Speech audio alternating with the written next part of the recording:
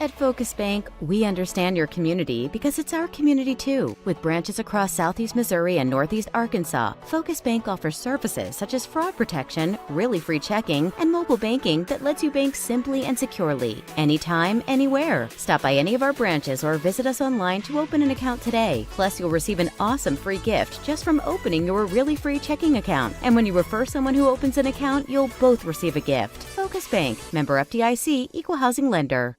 At SEMO Health Network, we strive to provide caring and affordable health care. We provide medical, dental, OB, and behavioral health services to everyone that may need it. For more information, visit our website and let SEMO Health Network take care of you. Your animals depend on you every day. So we build equipment you can depend on every day. So cutting hay, feeding livestock, and managing land is easier. Loaded with intuitive, innovative features and tech, Case IH equipment isn't just built to work. It's built to work for livestock producers. Case IH, built by farmers. Talk to your Baker Implement dealer today. Harper's Hometown Grill, where you can enjoy a delicious meal, friendly service, and a true hometown feel. Located across from the high school, we're proud to support our local athletes and the families who cheer them on. Come share a table with us today.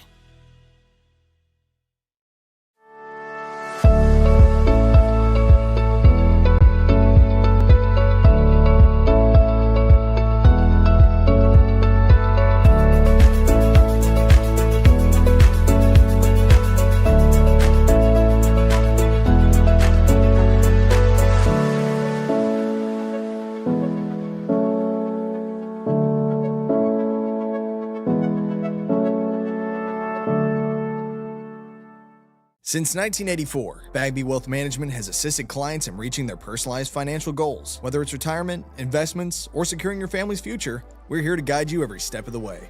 For more information, please call or visit our office in Dexter today. Your path starts here. Each morning as the sun rises, we get to work, right here in our own community, crafting cabinets with precision and care. Dedicated hands bring wood to life, shaping not just cabinets, but tradition, proudly supporting the families and values we share. From our family to your home. WW Wood Products. Built here, built strong. In farming, the weather always cooperates. The soil is always balanced. Seedlings always flourish. But that's fantasy. This is farming. Seed, bred and tested for your reality.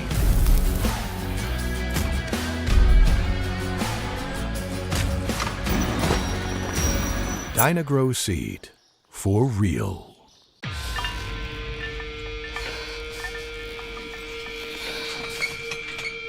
At Southern Bank, we're never not helpful.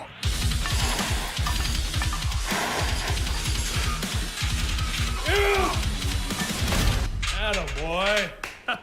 Way to hustle for the muscle. Helping positive gym bros and everybody else. I'm Karen Hillis, and I think you'll love what's behind this door. A 3-bedroom brick ranch in Malden with great potential. Has attached carport and a large fenced backyard. Let's walk through it together. Give me a call today. Real estate isn't just about opening doors. It's about navigating contracts, inspections, and deadlines. Hi, I'm Karen Hillis, your full-time local realtor. I'll guide you every step of the way and handle the details so you can focus on the move.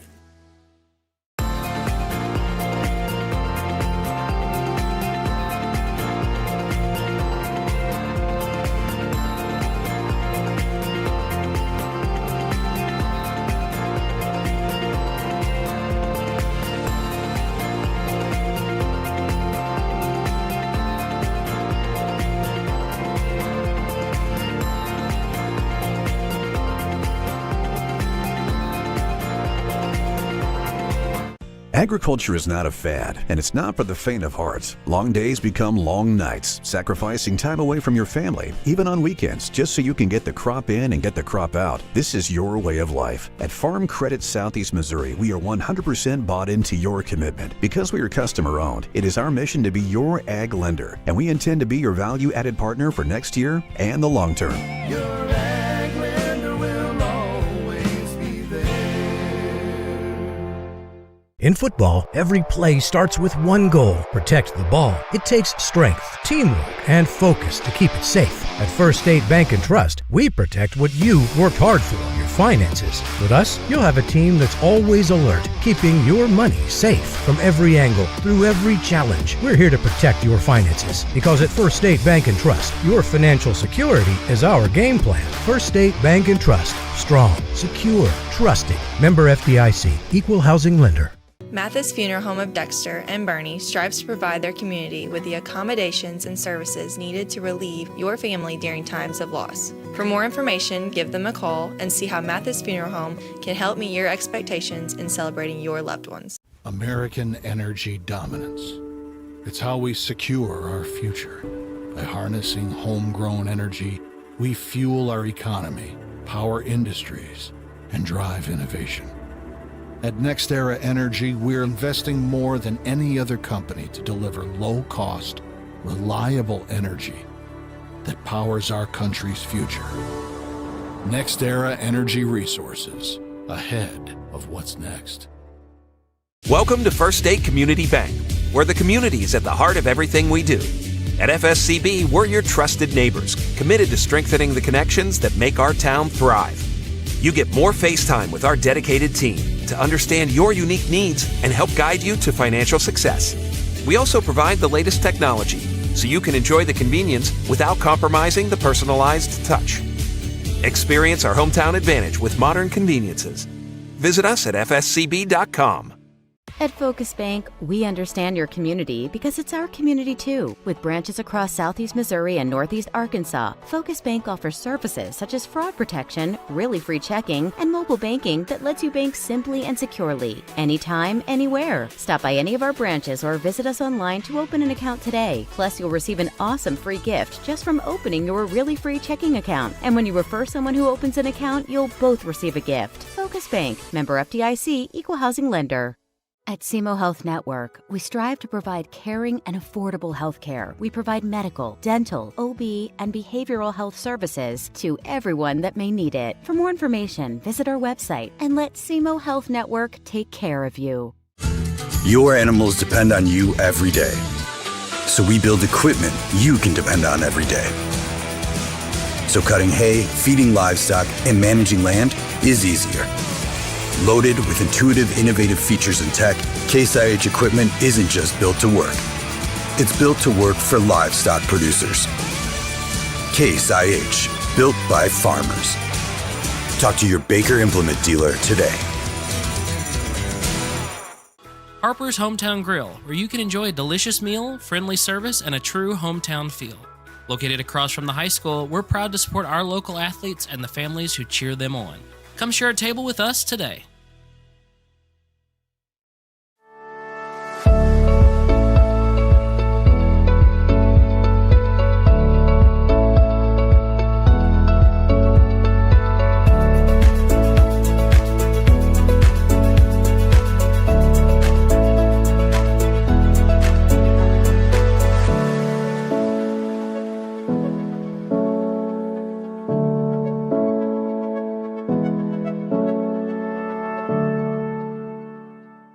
Since 1984, Bagby Wealth Management has assisted clients in reaching their personalized financial goals. Whether it's retirement, investments, or securing your family's future, we're here to guide you every step of the way.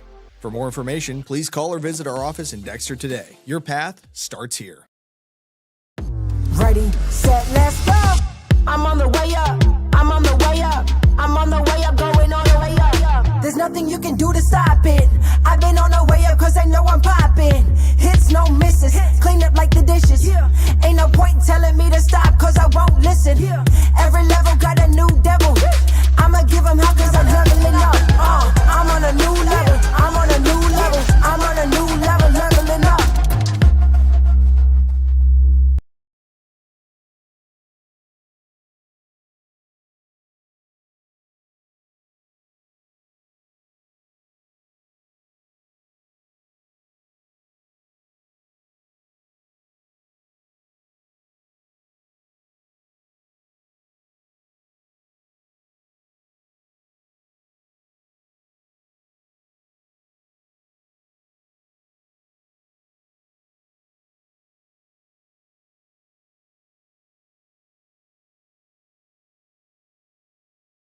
and they've won 12 of the last 13 meetings.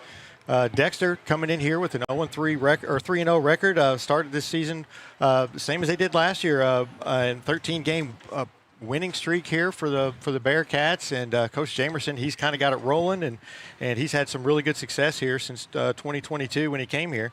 East Prairie, they're kind of on the flip side of that. They're 0-3, and they showed a lot of life though in week 2 whenever they played the New Madrid County Central Eagles. They put up 40 points against them and looked pretty good in that game. So a young team that really kind of built off that week 2 performance. Yes. Speaking of the Dexter Bearcats, looking at this team. Coming into this season, we knew it was going to be a different team from last season in a lot of aspects, but I think there's some truth behind some numbers we was able to put together this week, comparing last season to this season, looking at how they are winning games, and both teams are successful, but it's how they go about their business this year. It's quite a bit different. Yeah, absolutely. This year's team, the yardage is about the same from last year's team, but at the same time, they kind of do it differently. Offensively, they're not as big play. They run the ball inside the tackles more. They don't run outside. They don't have those big gains outside the tackle. And, defensively, they don't rush the passer quite as much, but they are kind of, feed back into coverage and kind of do it a different way. But the results have been the same with a lot of wins. Yeah, it'll be interesting down the running, a remanned offensive line this year. They lost the complete offensive line. Landon Anderson's the only holdover, and he is now on the defensive side of the ball. So you had to realign that. That made a difference. Last year, they averaged 14.3 yards per carry. This year, they're averaging 8.5. A lot of that has to do with remaking that offensive line. It does, and they've come along well, though. I saw the game against Sykeston, again, like you said, they just do it differently. Instead of busting it outside, they're going in between the tackles. It's not always, you don't always have the huge gains there, but they're still rolling off some pretty good chunks of yardage. Jason Hrvojevic, he's got 313 yards on the year, 7.5 yards a carry. Devin Turnbow, 309 yards. He's averaging 9.4. I mean, those are still great averages. It's not the, last year they had several guys over 10 yards a carry last year, but, it's just a different way to do it this year. Yeah, and now talking about the offensive line, I think that's a good thing that they're not maybe averaging as much because they're still scoring and winning, playing a little bit slower pace because the defense surely looks different when we look inside those numbers as well. Yeah, the defense for sure. Last year they got 5 sacks a game. This year they're only getting about 2.3, and hurries 5.6 last year per game, and they're only getting about 1.6 hurries a game, and you're not intercepting the ball. A lot of that pressure will lead to interceptions. This year it's kind of more coverage, and that's kind of what they're focusing this year. And, there's still some big plays out there for them, but just not as many on the game average as they had last year. Yeah, and Coach Jamerson, he talks about, he gets a lot of pressure from the media sometimes or from folks around saying, well, they don't pass the ball. I think it's a good thing that they are showing the ability to run the ball strongly this year with this program. And look, when you look at his record, hey, running the football, he's pretty doggone good at it. He's got a 71% winning percentage at Dexter since he has come here. If you remove his first year here getting that system implemented, it goes up to 85%. Yeah, and Dexter is he has made this place synonymous with the run game, and they're going to run first. And just because you can't throw, you just need to be able to have that threat of the pass, and I think that's what he's kind of built here. And but he definitely runs the ball first, and Dexter's kind of thrived on that since he's been here. Of note on the pass, Coach Jamerson's been a guy in the past. He had Logan Pullum as his tight end the last several years. He loved that position on the tight end. He has one completion this year to his tight end, Carson Hurd. Yeah, this year it's kind of they're more getting it out to their slot backs out there and using kind of trying to get it to them and use their speed. Hasn't been using the tight end as much. That is something that's a lot different than last year, and we'll see if they can kind of build on that as the year goes. Maybe find some tight ends to give them some catches. Yeah, on the flip side now, looking at East Prairie, this game is built a lot around Tavion Ware and a lot more of Tavion Ware. Yeah, absolutely. Against New Madrid, he had 44 carries for 262 yards and I believe 5 touchdowns. That's a couple games for a lot of players. That was one night for him. with East Prairie, though, they're just freshmen. A lot of freshmen and sophomores. There's only 25 players out. They lost a lot of seniors from last year's team. I believe 6 all-conference members off the team last year. And they're, East Prairie, they're just young. They're kind of rebuilding. But Coach Penrod, he does a really nice job with what he has, and you can expect a run game. They're going to try the power run and try to slow this game down a little bit, keep Dexter's offense off the field. Yeah, of note of those freshmen, 4 of their offensive linemen will be, I believe, freshmen this year, if not freshmen, sophomores. Only 1 upperclassman on the offensive line. That's a tough night. For them, good thing Dexter's front defensive line is rebuilt, but that's still going to be a long night for a team trying to find wins when you got freshmen playing on the offensive line. Yeah, anytime you have freshmen, they're not, a lot of times they're not used to playing under the Friday night lights yet. They're not as big and strong, and so you're running up against this Dexter team, and they're even though they're kind of new, they're bigger, they're stronger, and they've been doing this, in practice against some bigger guys against them for a while now. So, as a freshman, it's all kind of new, but Coach Penrod, he's going to try to get the best out of them, and it's a great learning experience. It shows good things for their future coming up, but sometimes they may take a lump here too as young players.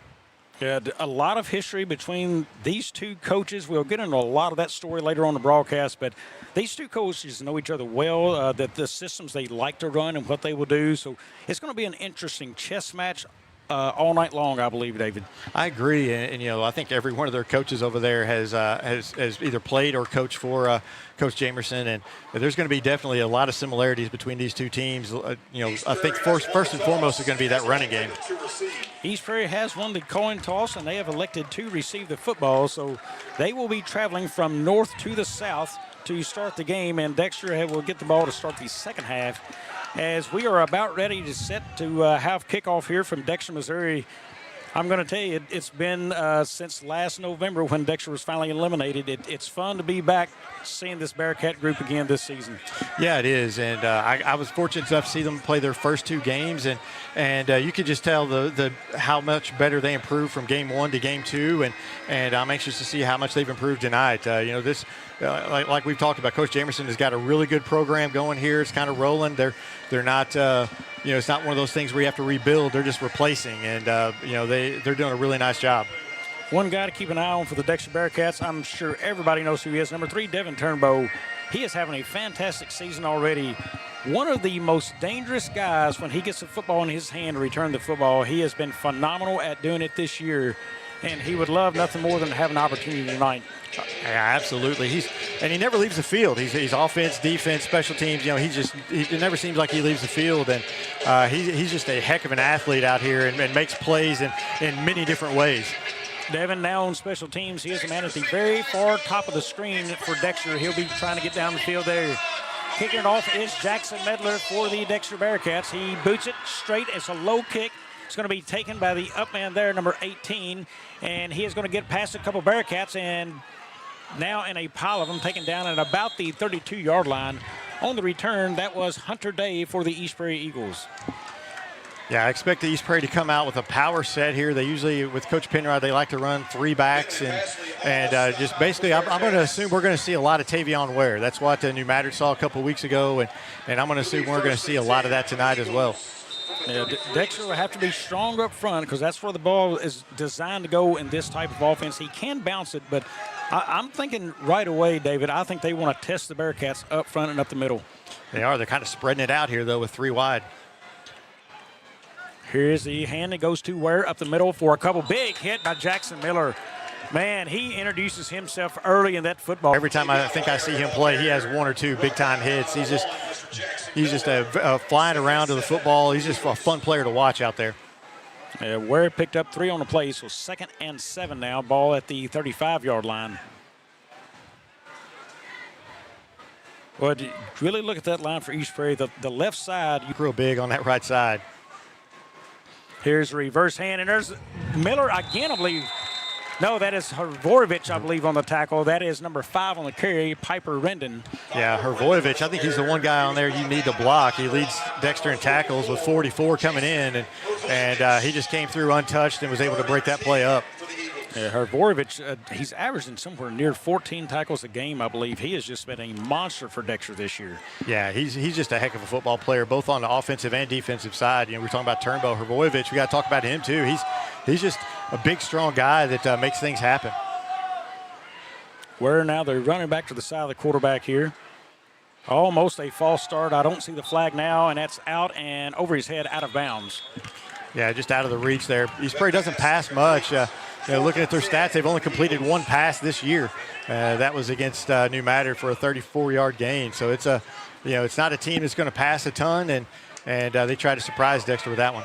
And when you're a young team, I think they've got a great mindset. Control the ball on the ground, slow the game down, and don't let the points run away from you.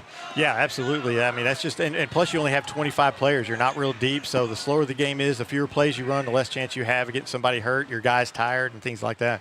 Here's where he will kick this way to Turnbow. He does high kick and a good kick. Turnbow inside his 30. He has that now.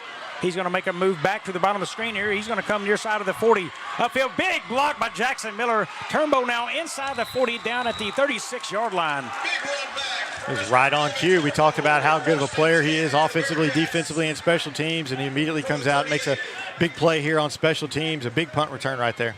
I'll tell you, Dexter's been known for guys who can return punts and kicks the last several years. McDonald now graduated, and Turnbow doing a nice job there.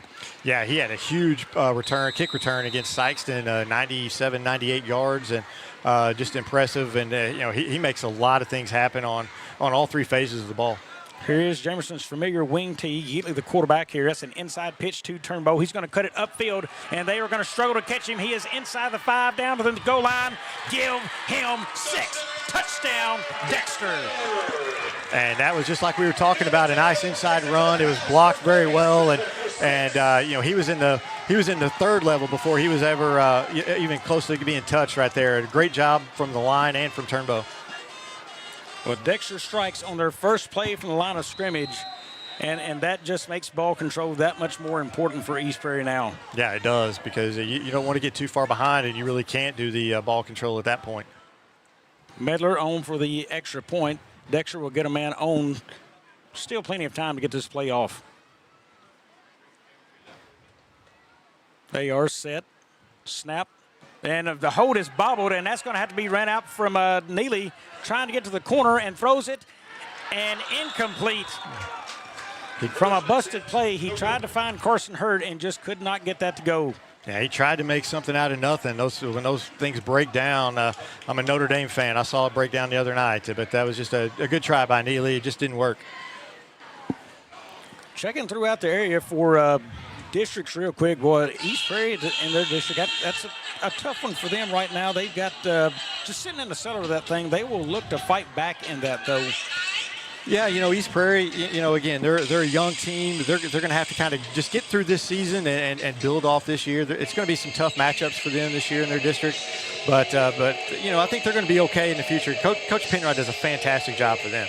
Yeah, Caruthersville in this area, boy, they are 3-0. They're sitting number 3 right now in the district, and that's because of teams playing up and beating some higher-class teams. But Caruthersville has a nice team, but I would say they will definitely challenge to make a run of that. Kelly also sitting at the top of that district number 2 spot. Yeah, Kelly's kind of been the surprise this year. I don't think a lot of people thought they were going to be very good. And they've had a couple of nice wins, and they're just another team that likes to control the ball. Medler puts that very deep there. That is going to be taken at the 1-yard line. Brought out, I believe that is Rendon. He is taken, no, that's number 5. He is taken down at the 24-yard line. That is Piper Rendon on the play. We'll see if they come out and if they kind of do. I would assume that East Prairie is going to come out and try to do the same thing here. Just try to run, try to, just get Ware out in space somehow, some way. I think that's got to be the recipe for East Prairie, because once Ware's out in space, he's tough to bring down. Ware looks he may be taking the direct snap here. He will be set up that way. So strong to the right for East Prairie. Dexter has pretty much everybody in the box.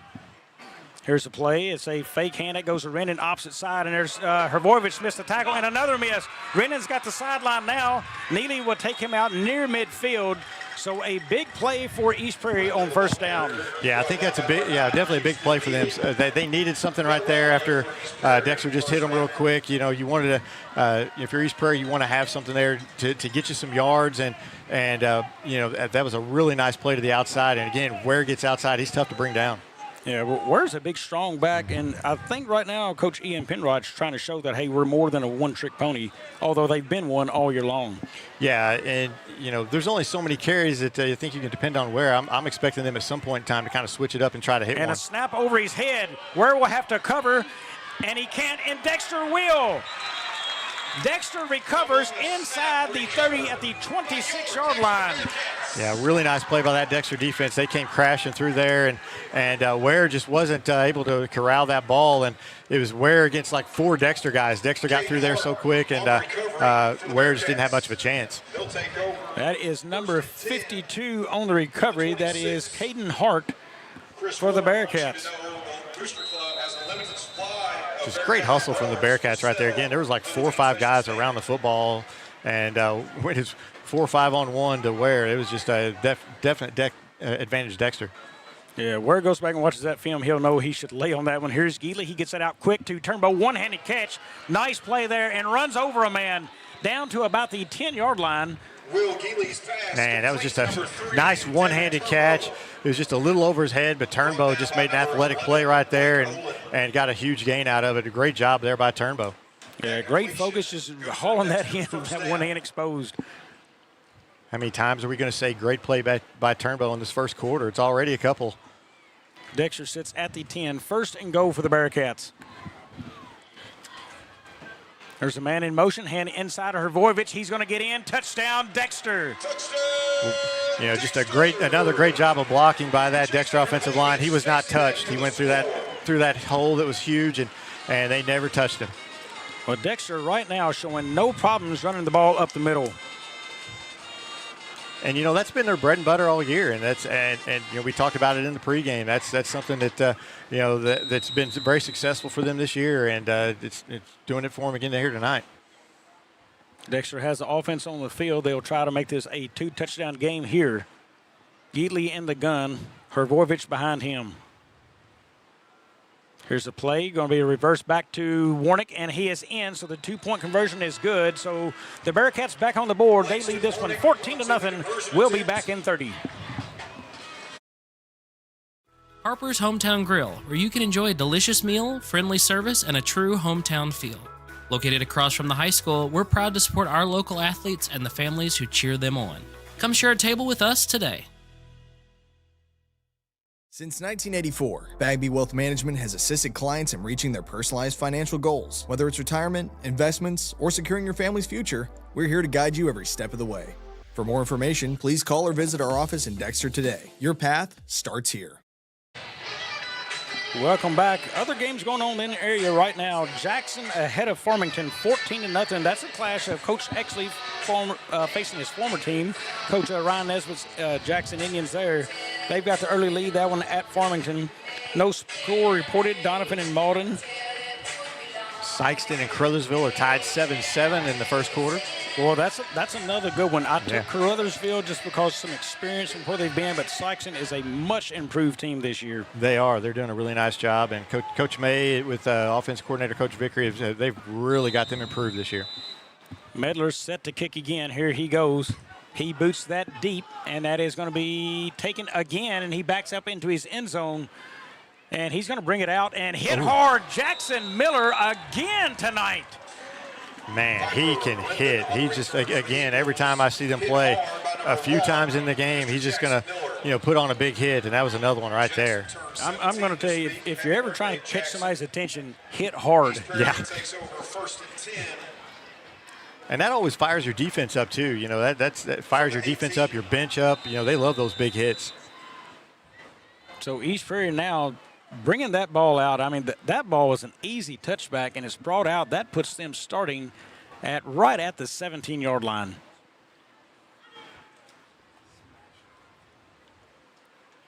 Here's Ware waiting on the snap.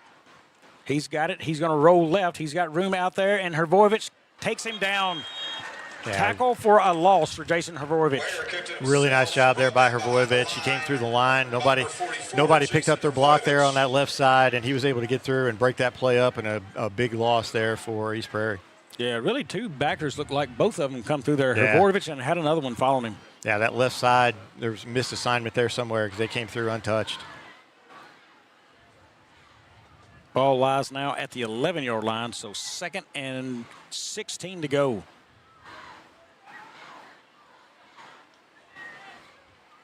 Player kind of slowly developing here. Quarterback's back. He's looking to pass. He does. Gets it out and incomplete. And that is Miller on the coverage out there again, getting another lick in on an East Prairie Eagle. Yeah, another big hit. Some of these East Prairie guys maybe having some bad dreams about Miller tonight. He's definitely been out there hitting in this first quarter. They will be in a 3rd and 16 situation here. 8:31 still left in the first. Yeah, it's just a bad situation. East Prairie doesn't want to be in these 3rd and longs. You know, they kind of base their entire offense on trying to get to 3rd and short, and you know, this is not a comfortable position for East Prairie. Here's the snap. They'll look to pass again. Pressure coming all over him, and that is going to be flipped out. Nice play there to Ware just to get rid of the football. Only a pickup of about a yard, so that will be 4th and long now. Yeah, it was a nice job getting rid of the ball to Ware, but it kind of looked like Ware lost his footing over there on the far sideline and just nowhere to go. Punt situation coming. That will be Turnbow going back. He will probably stop short of midfield or so. 4th and 15 for the Eagles. 4th and 15, and Turnbow is indeed right at midfield. Yeah, Ware's a pretty good punter. He gets some good hang time on it and some pretty good distance. And that rose to him. Dexter, yeah, they didn't bring the coverage, and now Ware is trying to get away, and that may be a face mask. That is going to be an automatic first down. Yeah, I couldn't tell if it was a face mask or a horse collar, but it was something. He definitely kind of got jerked to the ground, and that's just an unfortunate hustle penalty. You know, I don't think he meant to tackle him that way. It's just a bad break for Dexter. Yeah, they're going to wave it off. Waved off, so no penalty. The Dexter Bearcats will take over inside the 10-yard line now. Yeah, that's a good break for Dexter. They'll take over at the 7, and that's the last thing East Prairie wanted right there. Just a bad snap on that punt, and you know, Ware wasn't able to handle it, and he tried to get outside, but there just wasn't anything for him to do. 1st and 10 for the Bearcats, or 1st and 7, 1st and goal here, and Geatley, quarterback. He has Hrvojevic behind him. There's a man in motion. Here's the snap. Geatley looks to throw it out. He does. It's caught or incomplete. Pass incomplete. Just a little bit high there. But, you know, in these games like this, I think it's a good time, you know, if you're Coach Jamerson to you know, throw some passes and work on your passing game a little bit. Yeah, he's wanted to make a big part of his passing game when the timing is right, and now's the time to work on it. Yeah, because that passing game will come in handy games down the stretch when you get into districts. Dexter trying to reset their line. Tenen and number 24, Warnick, now both go to the top of the screen. Here's the play. He looks to pass, gets it out, and that is over Turnbow's head. Incomplete. Boy, that could have been a pick six right there. Yeah, that's one of those that you really want to put over just right over that shoulder so he can get his hands on it and nobody else. If Rendon reads that and comes up, that goes 6 the other way. Yeah. Bearcats now in a 3rd and 7.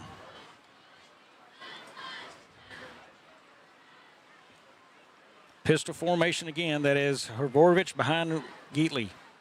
Snap inside run to Turnbow. He's going to kick it outside now, pushing near the goal line, and he is down at the 2-yard line. David Turnbow, the ball carrier. He just did a good job right there of just following his blockers till he got too clogged where he couldn't go anymore. But, you know, he just a good job of blocking there by Dexter, getting him in 5 yards. 4th and goal for the Bearcats. So 4th and 2 for the Bearcats. East Prairie trying to make a defensive stand here.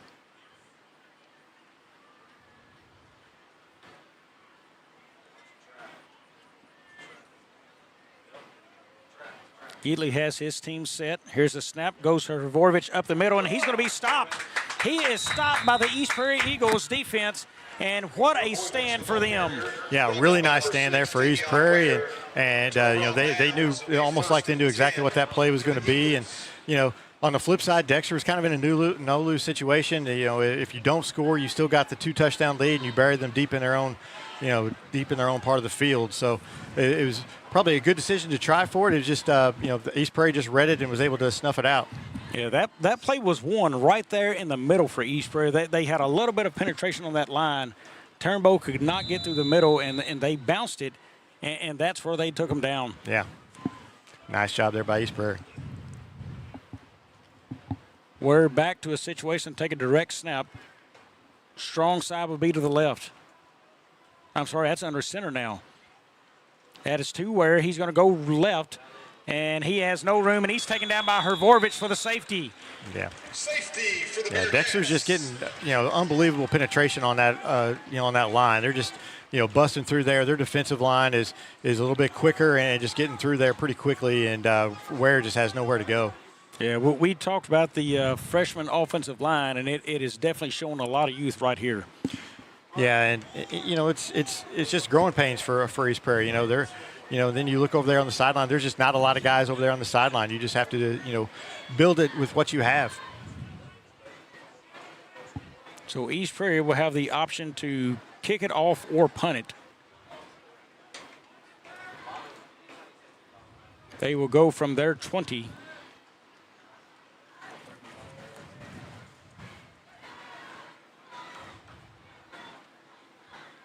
Looks like they're going to kick it off the tee here. Or no, looks like he's going to throw the tee away. Yeah, so no tee, so he wants to punt. It will give him the hang time there to get downfield for coverage more so. Yeah, that's typically what you see in these situations is more of a punt than a kick off the tee, but some teams do opt to kick it off the tee. Game of note for Dexter fans, Park Hill Central and St. Dominic's is tied at 7 in the first quarter. Park Hill Central's pretty good this year. They're much improved from last year. And that's a really good kick there, and Turnbow's going to get that near his 20.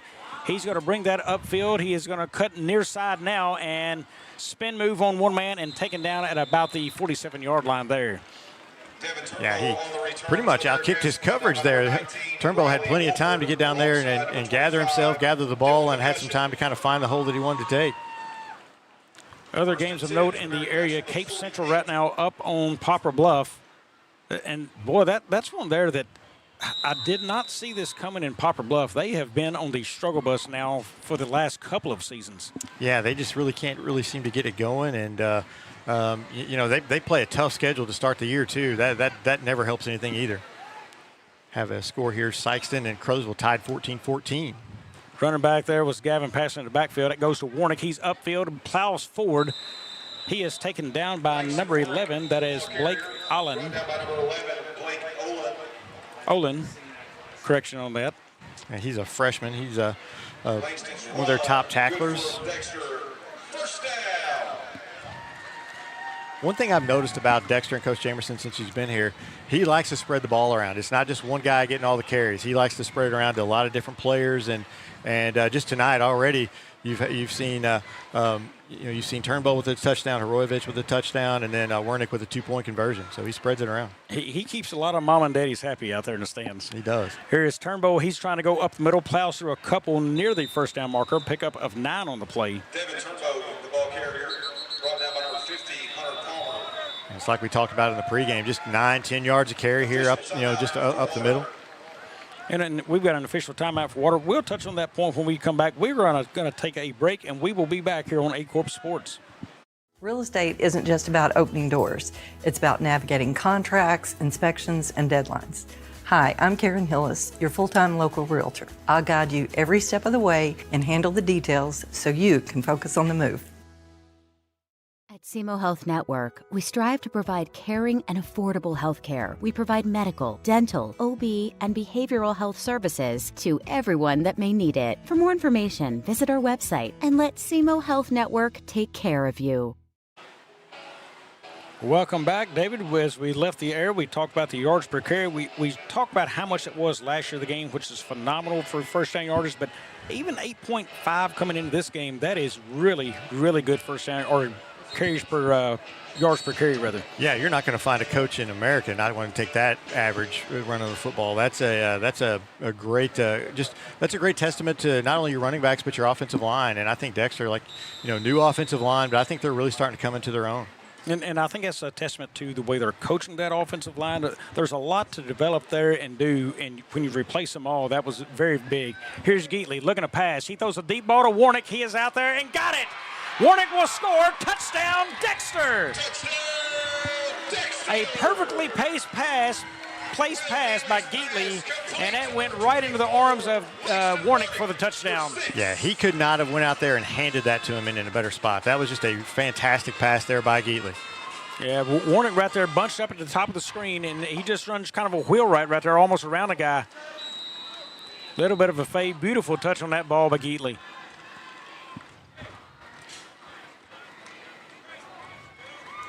Medler back on for the extra point. Snap, hold, kick, good. Dexter now up 23-0 here in the fourth with 5:44 left to go. And David, the onslaught is already on here in the first. Yeah, it's Dexter's pretty much doing whatever they want here in this early going, and we thought that may happen, but that right there is something I know that Coach Jamerson's wanting to see, because that ball was a perfectly thrown pass, and you can do a lot of things whenever you throw a football like that. Geatley's had a good touch of the year. I think he come into the game at 60% completion, and that was a well-placed ball. I know he's had a couple of drops this year on a few plays too, so that completion percentage could have been a lot better coming into this game. Yeah, coming in, he was 15 of 25 for 207 yards and 2 touchdowns and 2 interceptions. That's his third touchdown, and I don't think he's going to find one this year that was prettier than that one.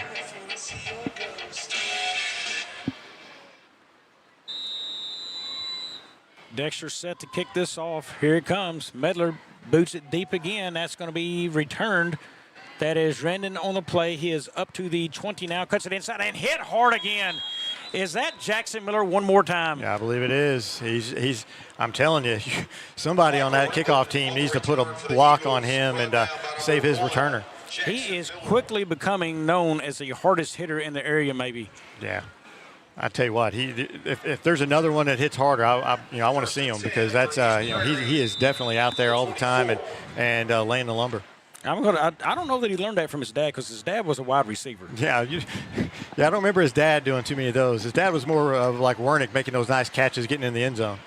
Cool connection. His dad, Gavin Miller, was a player at Evangel and really was a big connection for my son Nolan to able to get into Evangel. And there's a fumble on the play, and that is recovered by no signal yet. I believe that's going to go back to East Prairie. Yeah, it looks like they're going to stay on that. That's it's really tough whenever you're not getting your snaps down. But you're talking about Gavin Miller. I think he was a 4-year starter over there for Evangel and has some great connections. And Gavin's just a great guy. Yeah, really neat story on that. He had told me, they said, we've got receivers and we need a guy who can block. We just need a wide receiver who can block. And he said, hey, I'm your guy. He worked his tail off and got that position. Had a guy who he thought was really outstanding football player who had come from the University of Florida, I believe. And said, there's no way I'm going to play. There's a hand to wear upfield for a couple. Didn't think he would play, and then he said the next year that guy is no longer at the university. He steps in, and now he is one of the main receivers there. So had a really good career here at Dexter. Gavin Miller, a fine wide receiver. Oh, yeah, I remember those Earl Wheeler, Gavin Miller, Robert McMullen teams, Nate Stevens. Those teams were fun to watch, and Gavin Miller was definitely a huge part of that. Yeah, and I'm knowing Gavin well, he is super proud of the Bearcat group we've had the last several years and this team as well, and super proud of his son, as he should be.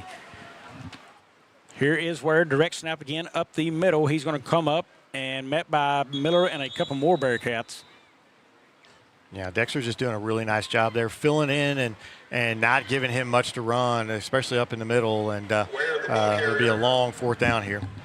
Yeah, long fourth down, long first quarter, and Here would be a tough one if this game starts running on you and you try to manage clock and pull that play clock longer, but then you start asking the offensive line who's new, stay in that spot, don't move, don't flinch. We're going to work the clock down to hold the game tighter. That becomes a tough setup as you move forward in this football game. Yeah, it does, and it's just tough for East Prairie right now, and they're just struggling even getting snaps here. Yeah, there's where he kicks at a smart kick. That's low, and that's going to be a East Prairie bounce all the way down inside the 20-yard line. That will roll dead at the 16. I'll tell you what, though, Ware is a weapon with punting the ball. He can punt it. If he could get clean snaps, yeah. I mean, he could be a dangerous weapon around. Bearcat offense taking the field yet again here in the first. Yeah, still 3:34 here left in the first quarter. That's been a kind of a long first quarter.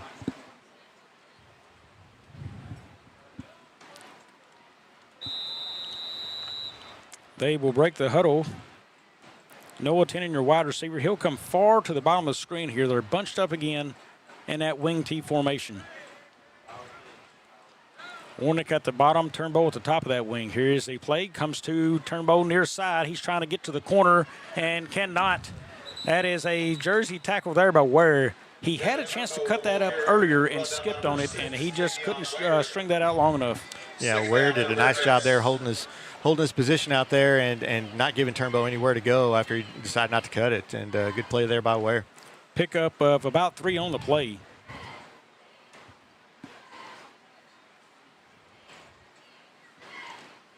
Dexter back to the huddle again. No hurry for this offense right now. They are well in control. That is now Tennant to the top, Warnick to the bottom of the screen. Turnbow, your wing T. Here's a play, and it's fumbled by Geatley. He went to pass and fumbled the football, just lost it out of his hands.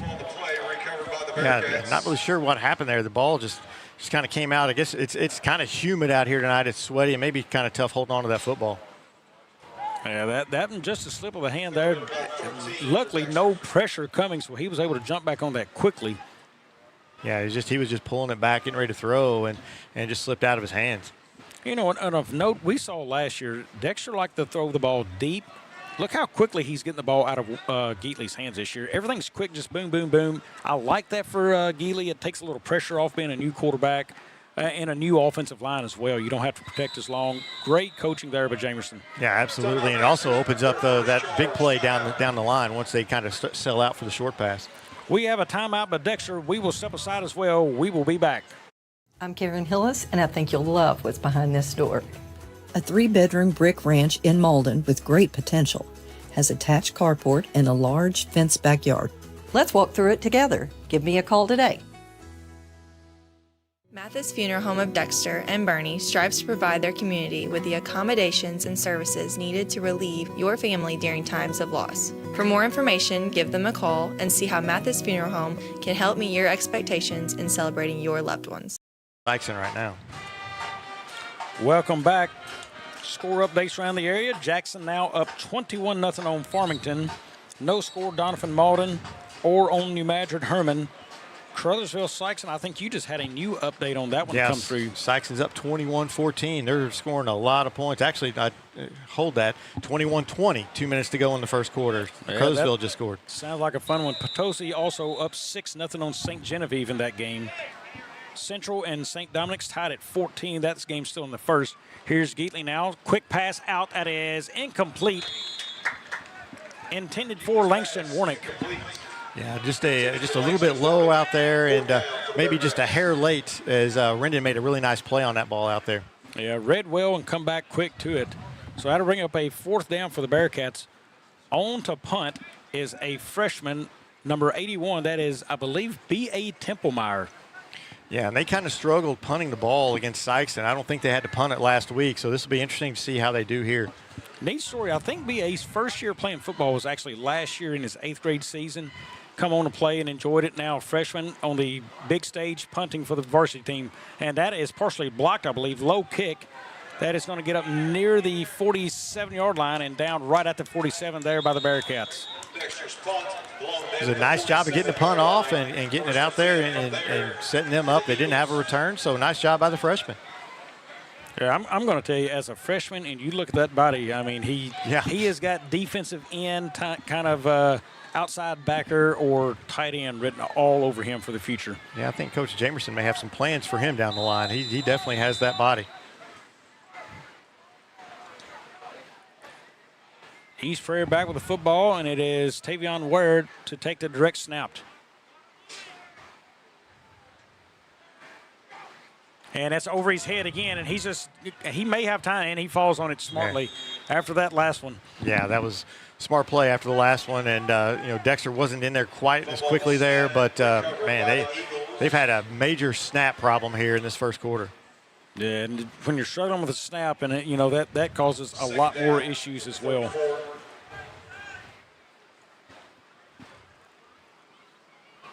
Second and a very, very, very long play here for East Prairie.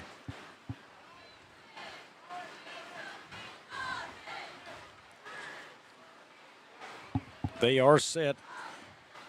Bearcat with a 5-man front. Here's where he's going to come near side, looking for a block. There is Hrvojevic. He slides through a couple. Is Hrvojevic in on the tackle? Yeah, he slid through that hole. He kind of exploded through. Once he kind of made contact, he kind of exploded, gained an extra 3 or 4 yards right there. Nice job there, picking up some positive yardage. And last year, I remember this game. It was at East Prairie. They were just bigger up front. They were chunking out yards on first down, getting 6 yards or so a carry. It changed that outcome. Dexter had a hard time filling gaps in the middle of the field, and they did the same thing. They just ran.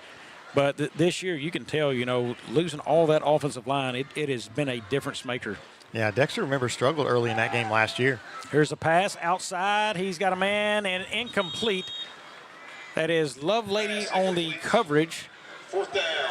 And I've been pretty impressed with Lovelady this year, in his coverage out there as a first-year starter. He looks really good out there and does a nice job.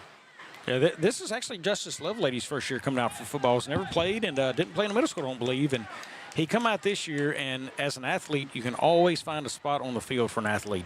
Yeah, he's a really good baseball player, if I'm right. But he's a nice player out there at a corner. Yeah, first-team All-State baseball player last year as a sophomore. Where to punt. Turnbow stands inside his 20. He gets off a kick. It is short. Turnbow will let that bounce. He does, and he's going to pick it up and go with it. East Prairie fell asleep, and he's going to get positive yards out of this. He's now to the 30, trying to make a cut, and does. He may take it to the house. Down to the 40, to the 30, to the 20, and dragged down, and that's a horse collar penalty. What a return for Devin Turnbow. Yeah, great return and a great block to kind of free him up. Number 5 out there, he did a nice job of blocking Ware. Ware was kind of getting close to making the play, and number 5 came across and just with a great block to free him up. Whole new staff on. I'm going to tell you, you're going to see Devin Turnbow come out of this football game, and you never see him check out. He was slow to get up on that play as well. You definitely want to keep him healthy. Yeah, he's going to take a seat near the sideline. Just down to our left, I'll try to keep an eye on that situation as well. Yeah, it was Barron Greer out there with a big block on Ware. Just a really nice job to help free him up.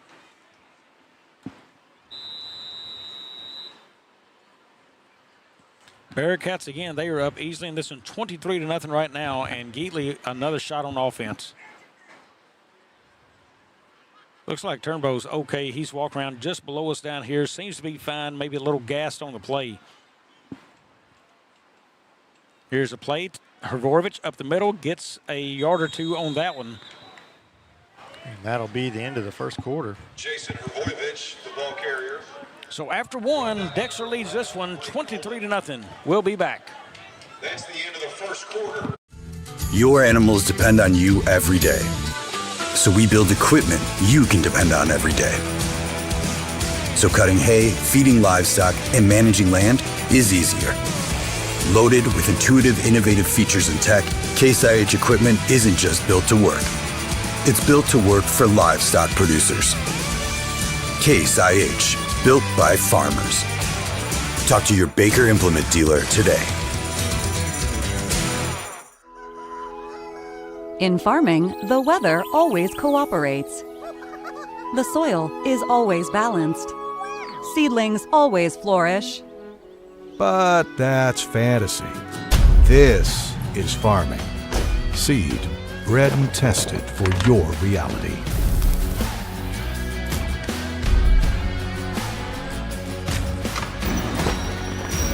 Dynagrow Seed, for real.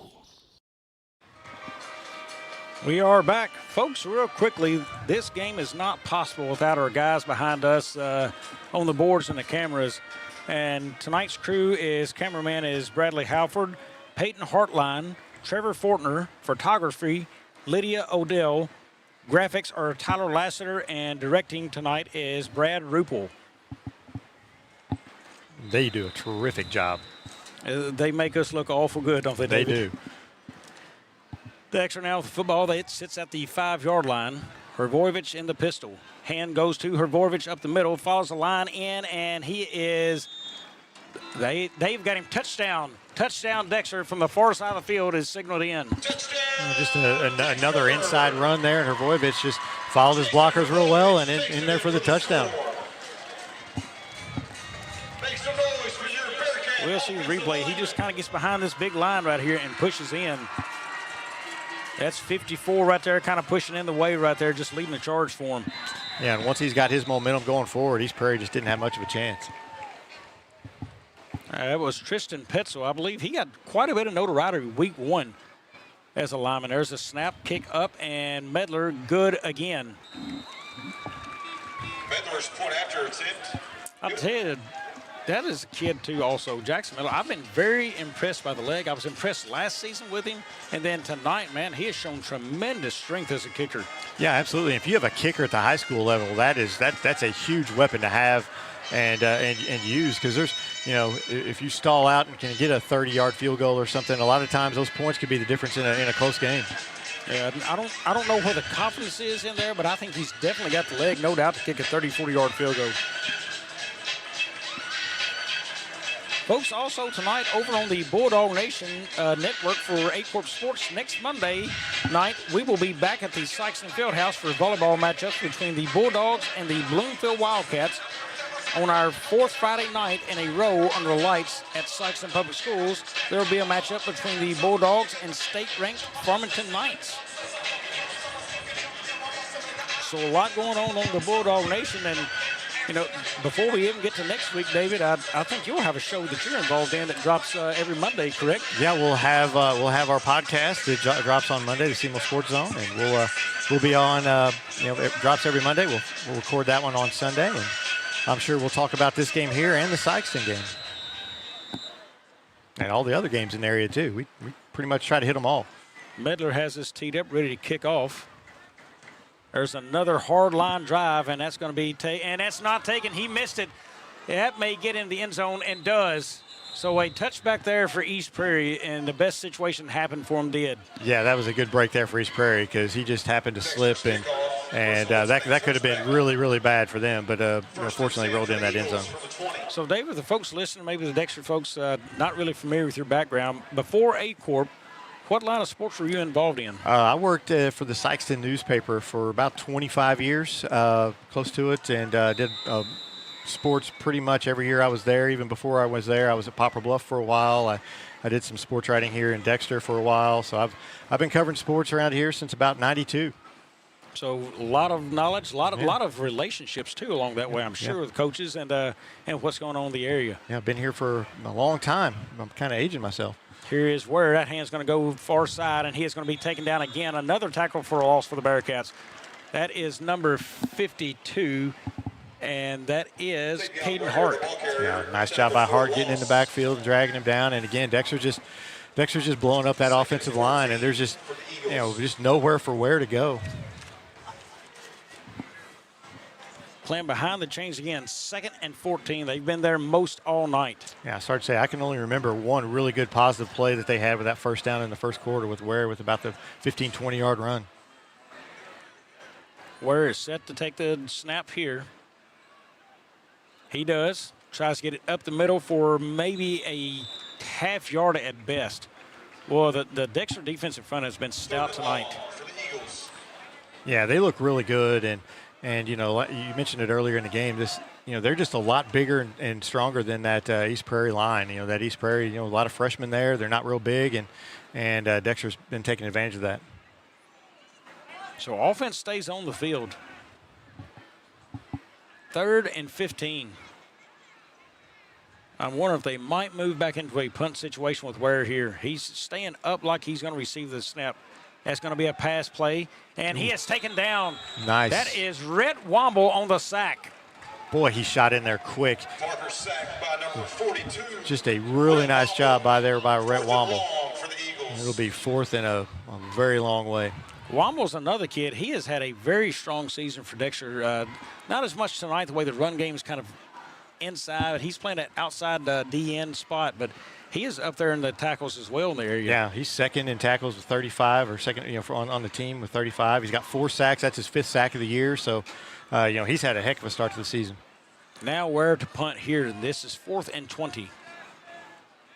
He's got it, and he looks, and he's going to run it outside now, and then kicks it, and it's a short kick.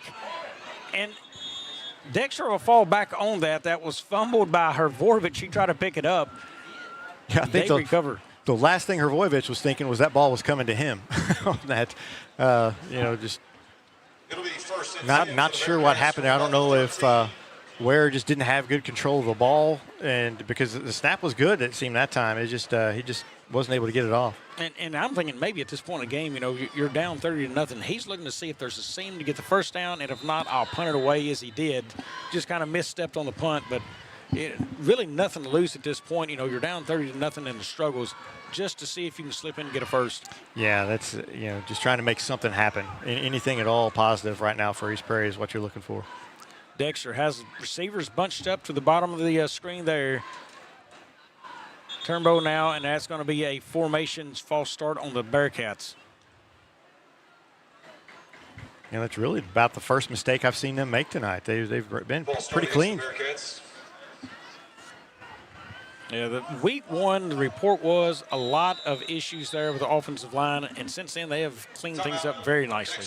Yeah, and that's liable to happen, especially early in the season with the new offensive line. We've got a timeout, Dexter. We're going to step aside again. We will be back here on Aycorp Sports.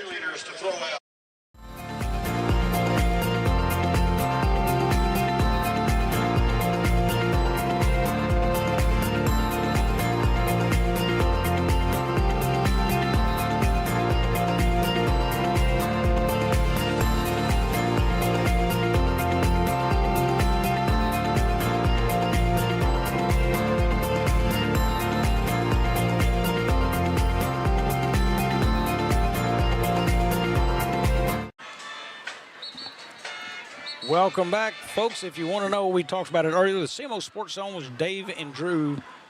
That drops every Monday, 7 a.m. You can find that on Amazon Music, Apple Podcasts, Spotify, and the CMO Sports Zone YouTube channel. You can get a look at those guys on that. They'll catch you up on the recent week's games, next week's games, and also Dave's Dozens on there. And there is going to be a sack there. Geely could not get away there. Look downfield. That is Seth Figby on the tackle. Yeah, nice play by Seth Fibby getting in the backfield and making that sack. I think there was a breakdown there on the offensive line there on the left side, but a really nice job there by East Prairie. Yeah, Geely looked downfield, just nowhere really to go with the football, and they got to him in a hurry. Yeah, he didn't have much time at all to find any open receivers. Dexter now in a 2nd and 15 is what it shows on the board. I believe that's a little bit further than that, but here's Geely again, looks to pass. He looks again, He's going to throw it over the top, and it is going to be picked off. That is picked off, and he brings it out of the end zone. Hrvojevic will take him down. On the play is Dylan McCutcheon. That is a junior, number 25 for the East Prairie Eagles. His 2nd interception of the year, and he was just right there. The ball was just thrown a little short, and I think Geely was under a little bit of pressure there whenever he released it, and a nice play there by McCutcheon. I want to tell you that was a critique right here of Dexter. The only person running hard on that play as a receiver was Hurt. That was designed to him, but everybody else has to help sell that play. It did not drag anybody away. I mean, they just kind of ran out there and stopped and watched that pass go.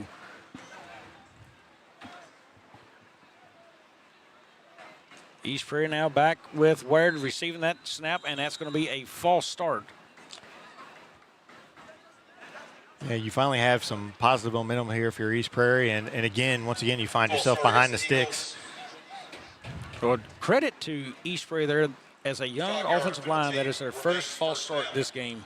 Yeah, it is. Both teams have been playing pretty clean up here this last couple minutes. But you're right. Yeah, a young offensive line. You expect to see a lot of penalties, and not tonight. So that'll back them up inside the 10 now. That ball sits at about the 6-yard line.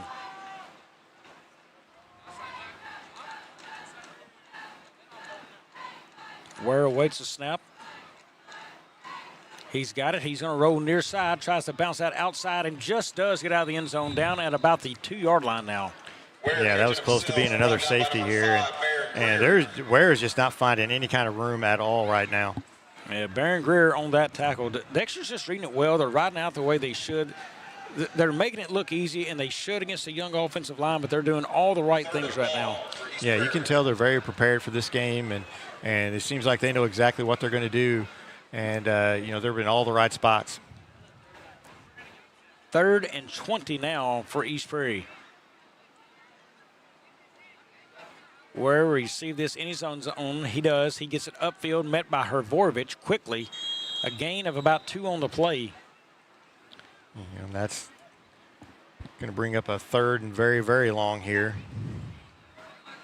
3rd down for the Eagles. You would think that, they haven't shown the ability to really throw. So you'd think that they would try to get Ware here maybe on the outside.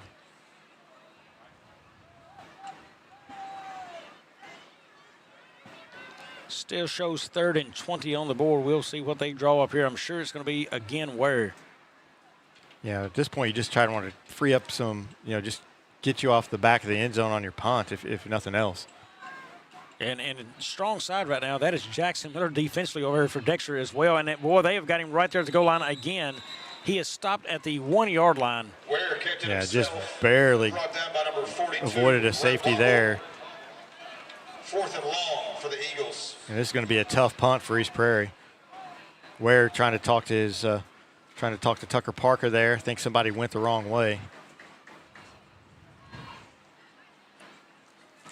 Yeah, tough night for the Eagles, but they come in knowing they were going to meet a strong Bearcat team, and Dexter has been every bit of that.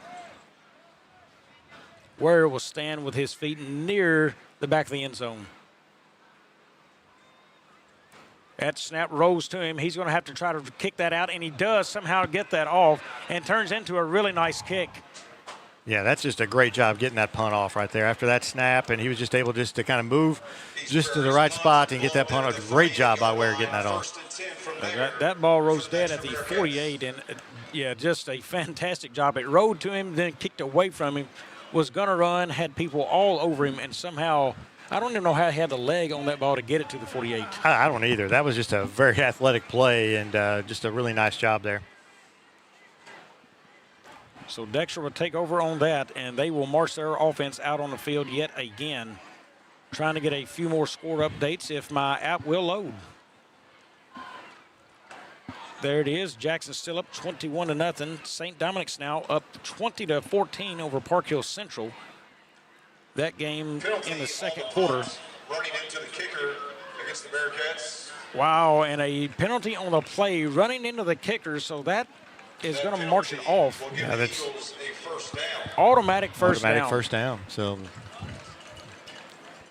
big thing for the Eagles, and that's a tough play if you're on the punt block team. That's a tough play because he's running around, scrambling around back there. You're not exactly sure, and I don't think anybody really expected him to get it off. Just an unfortunate play there for Dexter, and a benefit there for East Prairie.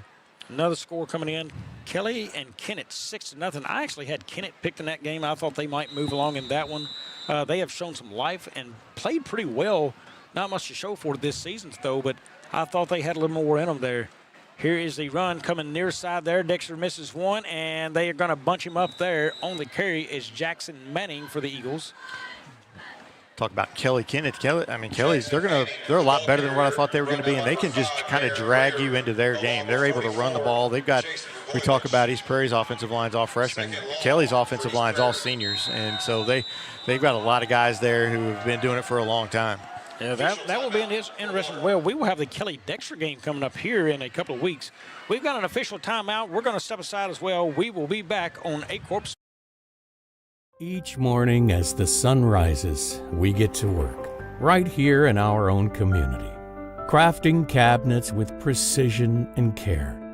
Dedicated hands bring wood to life, shaping not just cabinets, but tradition. Proudly supporting the families and values we share. From our family to your home. WW Wood Products. Built here, built strong. Welcome back, folks. We have a special guest coming in here at halftime. Dustin Mayer is going to be coming up, joining me in the box here. We will talk all things law and title with him here at the half, so stay tuned to that.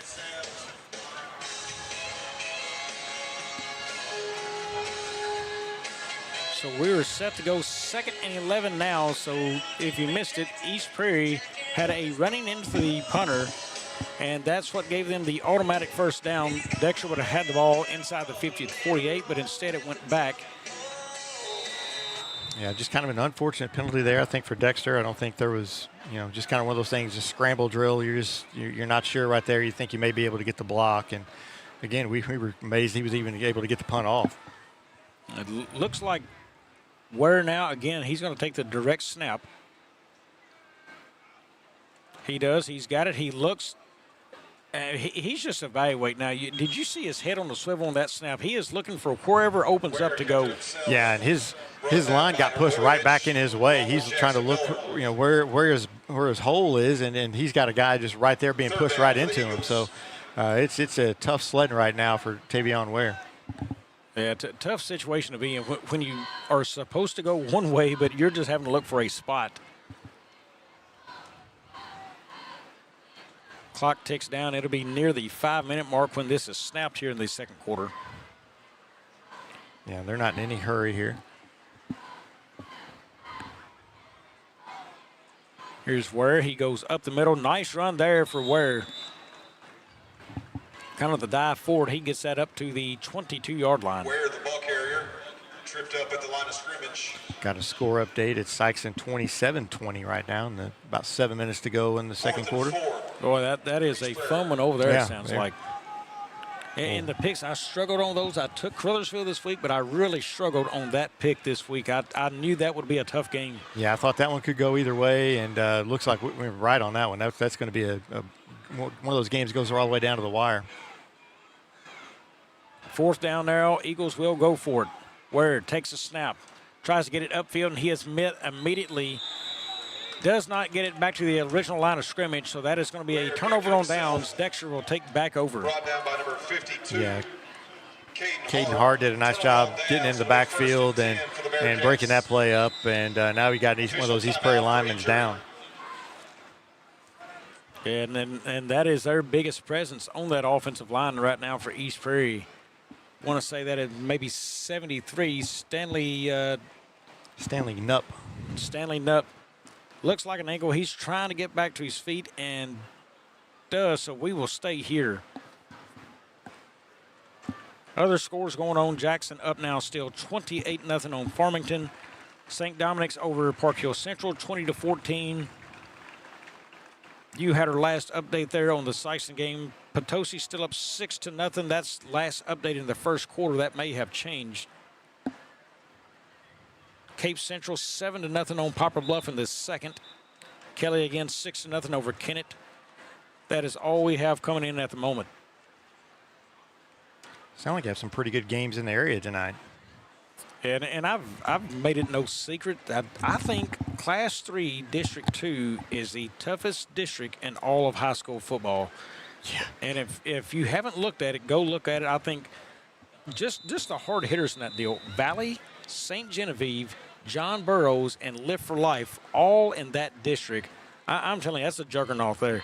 Yeah, if you're St. Genevieve and Valley, you're asking, what did we do to get moved up into that district? While Potosi's in Dexter's district, well, they're kind of closer. So you kind of were surprised by that, but that is a brutal district, like you said. That was Warnick on the carry and Corwin Brenham on the tackle. That's a freshman out there for the Eagles on that play.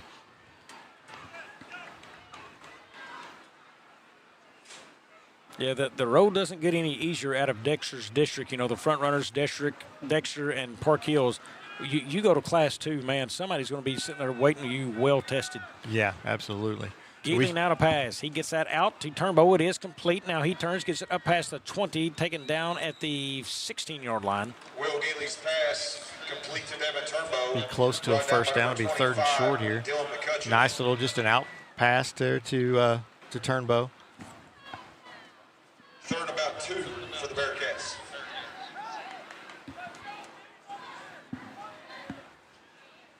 So 3rd and 2 for Dexter. They'll need to get this inside the 15 down to the 14 for the first. Hrvojevic and the pistol behind Geatley. Here's a snap, pitch inside to Turnbow. He's got it, and he has almost lost his pants on the first down run. If he's there, he may be just shy of it. Yeah, I think he had to kind of break his run off a little bit just to make sure there wasn't an accident there. He didn't want those, but yeah, just a great job from East Prairie of holding him up there, and Turnbow just short. And it's a serious situation. It's 4th down inside the huddle, but I'm sure there's a couple of laughs going on right now there. Yeah. So 4th and 1 for Dexter. You got to think this is a Hrvojevic type situation. He is a big banger running back for the Bearcats. Here's a play. Hrvojevic has got it. He's got the first down and more as he gets now down to the 5-yard line. That right side of the Dexter offensive line just opened up a huge hole there for Hrvojevic. There was no question he was going to get that first down. You know, we watched him carry the ball a lot. When you play middle linebacker and you play running back, that's a lot of hits on the kid. Can he keep up that pace throughout the season? I think that's a big question. And if there's ever a kid who's up for the task, it's Hrvojevic. But, boy, that's a big ask. Yeah, it is. And, those are two very taxing positions. But, Hrvojevic so far this year seem to be up for the task. Here's Warnick. He's going behind Hrvojevic there, tries to cut back inside and taken down. He is down at about the 3-yard line. Langston Warnick, the ball yeah, carrier. just the hole kind of closed up pretty quickly on him, and he tried to cut back. It just wasn't there. Yeah, that's one he'll learn. Don't stay on your feet there. Once you try to cut back and you're that close, dive. Yeah. Dive out and try to get to that end zone there. Stand up, kind of got him folded back like he was.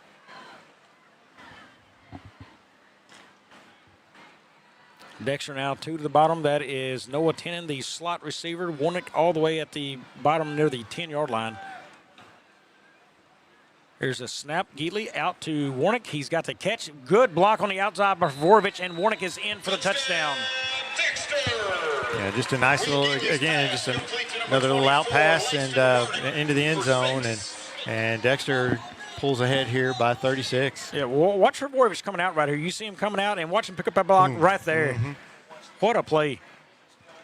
The things you want to see when the football is not in your hands, look how a guy goes and blocks. That'll tell you what kind of player you got on your team. Yeah, absolutely. And Dexter has a lot of that. You see a lot of good blocks there from their running backs and their wide receivers.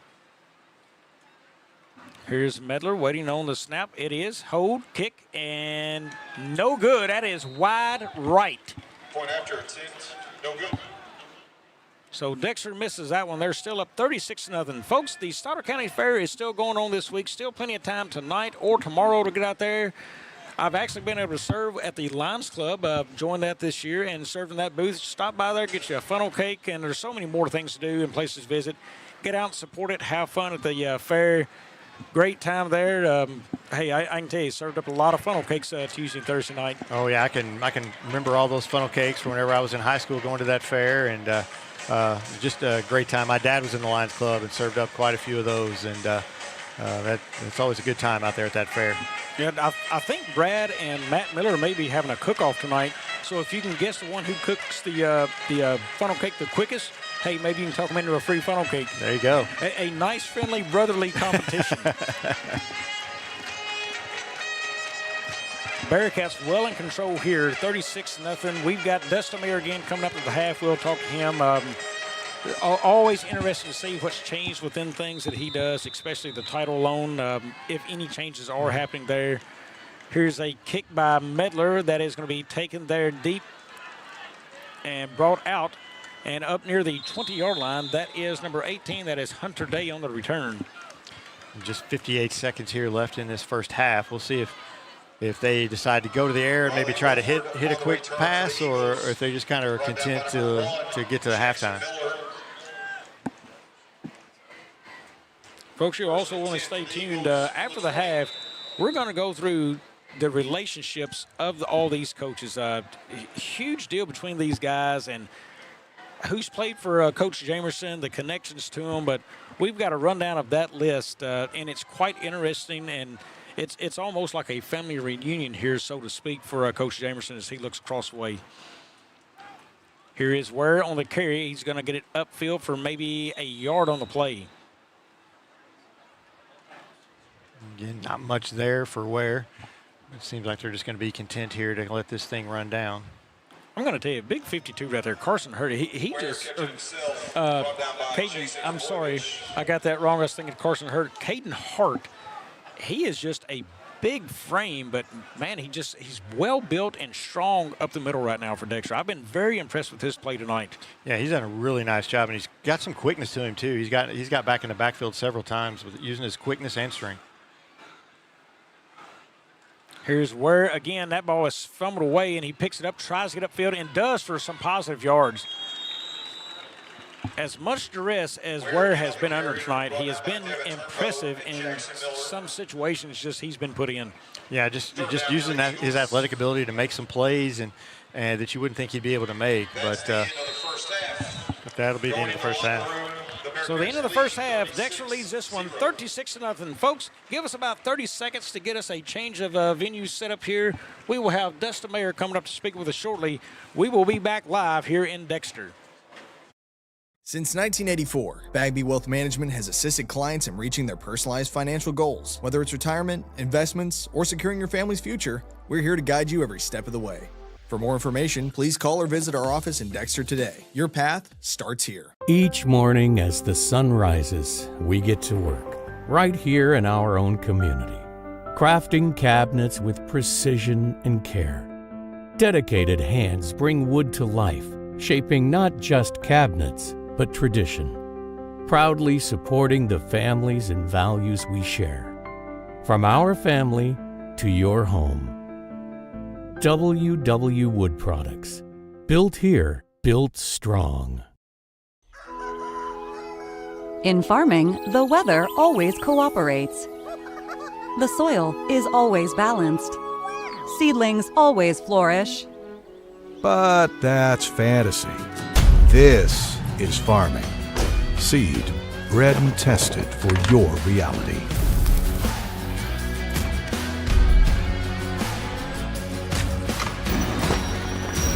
Dynagrow Seed, for real.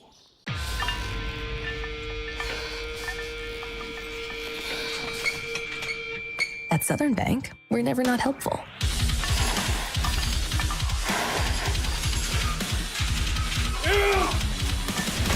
Attaboy. Way to hustle for the muscle. Helping positive gym bros and everybody else.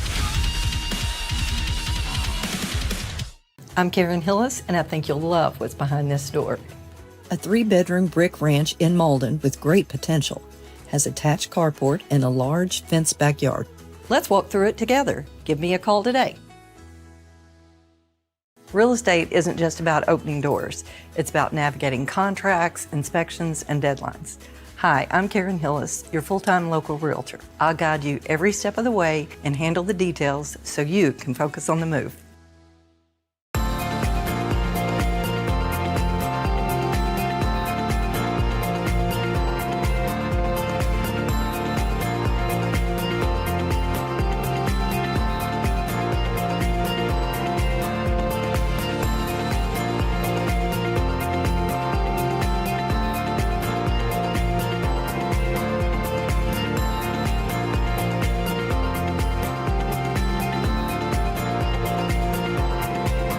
Agriculture is not a fad, and it's not for the faint of heart. Long days become long nights, sacrificing time away from your family, even on weekends, just so you can get the crop in and get the crop out. This is your way of life. At Farm Credit Southeast Missouri, we are 100% bought into your commitment. Because we are customer-owned, it is our mission to be your ag lender, and we intend to be your value-added partner for next year and the long term.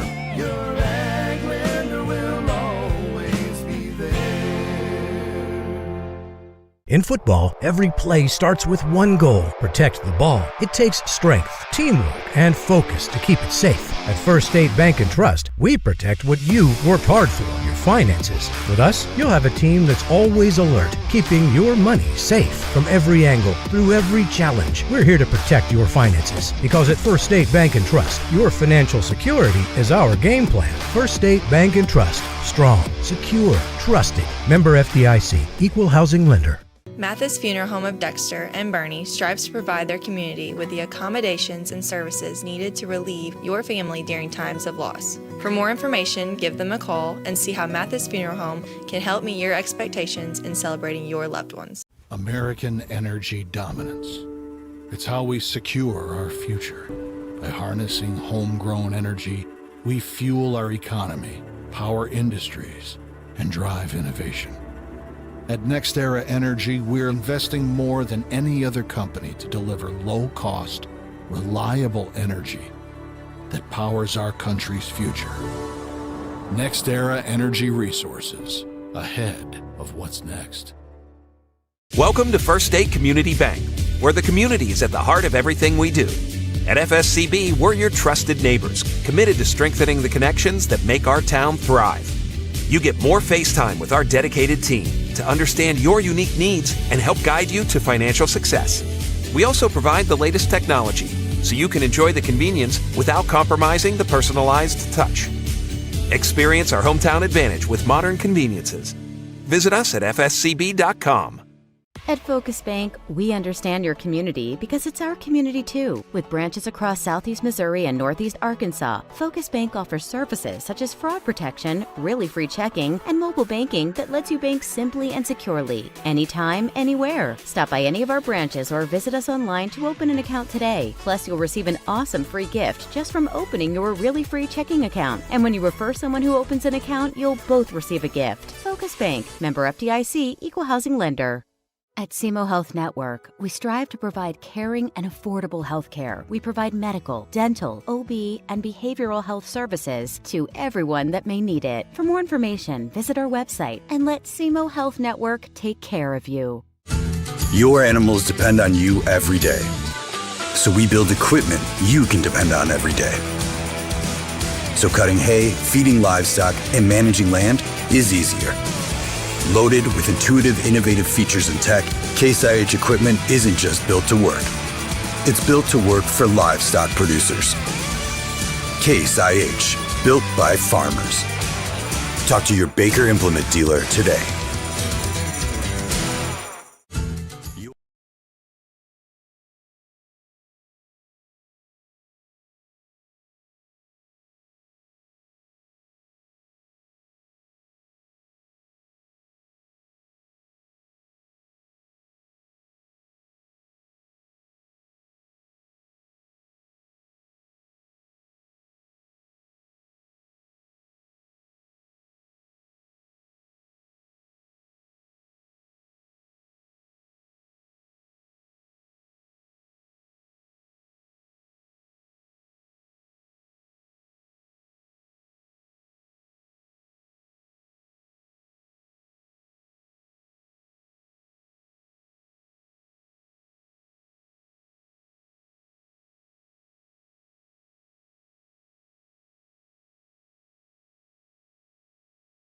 Mayor Law Office first. What's going on in Mayor Law Office that the folks of surrounding area need to know about? Yeah, well, we do a general practice focusing mainly on personal injury cases, so car wrecks and trip and falls, stuff like that, criminal defense, and then business transactions as well. And then actually I hired a new associate, Kirsten Massey. She graduated from SIU Law School, Dexter girl, and she got licensed and started practicing back in the spring with me. So as she has come on, what is her area of specialty right now for you? Yeah, she does a lot of estate planning and family law, and then some criminal defense as well. So family law, her name again was? Kirsten Massey. Kirsten Massey. So the folks around town, hey, stop in to see Kirsten, see Dustin. They'd love to see you in there. Let's talk a little bit about that as we'll get into the Stoddard County title and escrow there. What are some of the things we have seen change maybe since COVID come along, after that? What are some of the things that you're dealing with maybe differently or have been approaching differently? Yeah, there's a lot more electronic transactions that go on. We can do a kind of a thing that came out in COVID with some remote online notary stuff. So, that makes transactions a little bit easier for folks out of town. Yeah, so interesting deal. Notary work, you can do that remote transaction. Why would I need to have something notarized, and who does it protect? Well, notary protects the person receiving the deed. Just verifies that the person is who they say they are. And so any deed or any recorded document has to be notarized. Yeah, and thinking of certain things, like that, any legal fees dealing with the family, things have changed, I guess. What about something simply as a deer or duck lease? Is that something that needs to be notarized from a safety standpoint somebody signed off on? No, not necessarily. A lease doesn't have to be notarized unless it's going to be recorded. Very, very good information. There's a lot of people out there who do not know what to do with those. Myself would be included. If you're going to lease something, how it protects each other. With a Stoddard County title and escrow, who do you have leading that charge for you right there? Yeah, Pam Stouse is our director of operations. She really does a great job. She's been with us from the start and had some title experience prior to coming on with us, and then a great deal of legal experience too. So she's done a really good job. Yep, super great person. I usually, most every Thursday night, big group of us get to eat together and eat, and Pam is always there at that. So super great person there to deal with. I'm sure she does a great job on that. What are some things going on the escrow side or the title side? Maybe any changes there going on people need to know about? Well, I just think it's important that if you're going to buy a property, you want title insurance. You want to make sure that legal description is correct, that it's everything that you're expecting to get. And you want to make sure that it's been, passed down right, and then there's no issues with the title. There's no liens or taxes, and everything's been paid on it. Yep, so finding all that information out, I guess Pam does all that research, protects the buyer when they come in. She's going to tell them if there's anything out there. She will get all that work done for them, correctly? That's right, yeah. So any issues that pop up on the title commitment, she takes care of and makes sure it gets satisfied at closing so you get good title. Yep, so we've talked about what Pam does. We've talked about what Miss Massey does. Dustin, what's left around the office that you do?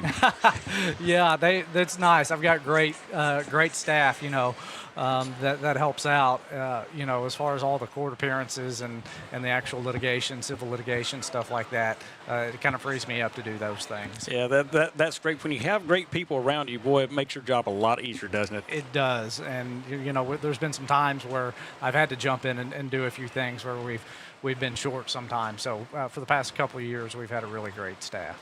Yeah, good to hear. Hey, let's go to the football. Last year was fun, and now we get into this year, and the fun continues. This has been an exciting group so far to come through for Dexter. Absolutely. You kind of wondered, they lost a lot of big pieces last year, and you've seen a lot of guys step up, and it doesn't look like they've missed a beat so far. Yeah, they played well. They tackle well. They played defense well. I've really been impressed tonight by both the offensive and defensive lines. That was a big question in my mind, and probably a lot of people's coming into the season. And right now they're showing their ability to perform at a high level. Absolutely, yeah. I know they lost some key linemen there on the offensive line, but the guys that have filled in have stepped in, and they've absolutely dominated the line of scrimmage here today. I don't know what the numbers are, but I don't know. East Prairie hasn't made many first downs other than a few penalties probably. Yeah, they haven't. It's been a strong showing from Dexter, and really, one of the things that's highlighted to me, the hard hitting of Jackson Miller has been on display in the first half. He's made some great plays on special teams, on defense. He's been flying around the field for sure. It certainly has. Dustin, so if I want to get a hold of your law office, how do I get a hold of you guys down there? Yeah, our law office number is 624-7876. 7876. That's an easy one to remember here in Dexter. For the title and escrow, Yes, it's 624-3325, or they can email orders at stoddardcountytitle.com. So that's where you get the electronic, you email the order, and that's where the electronic takes place. Will somebody email them back? How does that happen? Yeah, if they email in an order, we'll confirm we got it and that we're working on it. Or if you just even stop in at the office, we're located there at 130 East Stoddard, just west of the post office in downtown. Yep, been there many years. I think I've closed there years ago when I bought a house. So, it's been a while back for me, but that's where I remember going. So, Dustin, anything else you've got going on? Thoughts on this game? It's a big one for the Bearcats, but it's been a fun one. No, it's. I think they've done a fantastic job, and they've called a good game offensively. We just hope to kind of finish out this second half strong, maybe avoid the injuries. It was a little bit scary down there with Turnbow on the punt return and the horse collar tackle. I was worried it was going to be a more serious injury, so I don't know. We'll look to see if they get someone else involved on the punt return and kind of protect some of those names so we don't see any injuries.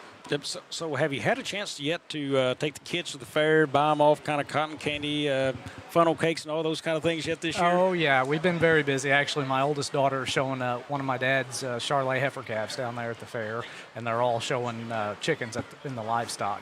So, and they've rode a bunch of rides. So, yep, it's been a good week down there. So when they show those, does the community come out and support those kids? How do they get involved there for a kid to support them? Yeah, they do have the, of course, her heifer calf won't be auctioned, but, they do have the buyer's auction Saturday morning for all the people that are showing market steers down there. And I'll tell you what, they've got a really good group down there, and the amount of cattle they're showing is, from when I was in high school, is just, it's double or triple the amount of cattle and hogs and everything else, too. So they've done a really good job. I think Farm Credit's a big sponsor for that. So we appreciate their support there. So now the folks who might be interested, I'm going to put you on the spot. Do you know what time that showing starts? Well, the showing actually happened Wednesday, but the auction happens Saturday morning. I know there's a buyer's breakfast. I don't remember the time, to be honest with you. Well, I'm sure they can go online at the Stoddard County Fair and find that information out as well. Dustin, as always, thank you for being up here. It has been great talking to you. Go and enjoy the second half of the family and get out one more time to the Stoddard County Fair. Yeah, all right. I appreciate it. Thanks, Bobby. Thank you. Folks, stay with us. We will be back here in a few more minutes to get the third quarter started here from Dexter, Missouri. Our animals depend on you every day. So we build equipment you can depend on every day. So cutting hay, feeding livestock, and managing land is easier. Loaded with intuitive, innovative features and tech, Case IH equipment isn't just built to work. It's built to work for livestock producers. Case IH, built by farmers. Talk to your Baker Implement dealer today. American energy dominance. It's how we secure our future. By harnessing homegrown energy, we fuel our economy, power industries, and drive innovation. At NextEra Energy, we're investing more than any other company to deliver low-cost, reliable energy that powers our country's future. NextEra Energy Resources, ahead of what's next. At Focus Bank, we understand your community because it's our community too. With branches across Southeast Missouri and Northeast Arkansas, Focus Bank offers services such as fraud protection, really free checking, and mobile banking that lets you bank simply and securely, anytime, anywhere. Stop by any of our branches or visit us online to open an account today. Plus, you'll receive an awesome free gift just from opening your really free checking account. And when you refer someone who opens an account, you'll both receive a gift. Focus Bank, member FDIC, equal housing lender. Real estate isn't just about opening doors. It's about navigating contracts, inspections, and deadlines. Hi, I'm Karen Hillis, your full-time local realtor. I'll guide you every step of the way and handle the details so you can focus on the move. In football, every play starts with one goal: protect the ball. It takes strength, teamwork, and focus to keep it safe. At First State Bank and Trust, we protect what you worked hard for, your finances. With us, you'll have a team that's always alert, keeping your money safe from every angle, through every challenge. We're here to protect your finances because at First State Bank and Trust, your financial security is our game plan. First State Bank and Trust. Strong, secure, trusted. Member FDIC, equal housing lender.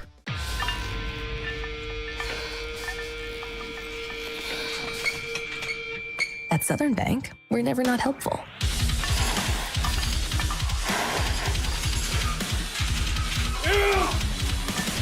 Attaboy. Way to hustle for the muscle. Helping positive gym bros and everybody else. Welcome to First State Community Bank, where the community is at the heart of everything we do. At FSCB, we're your trusted neighbors, committed to strengthening the connections that make our town thrive.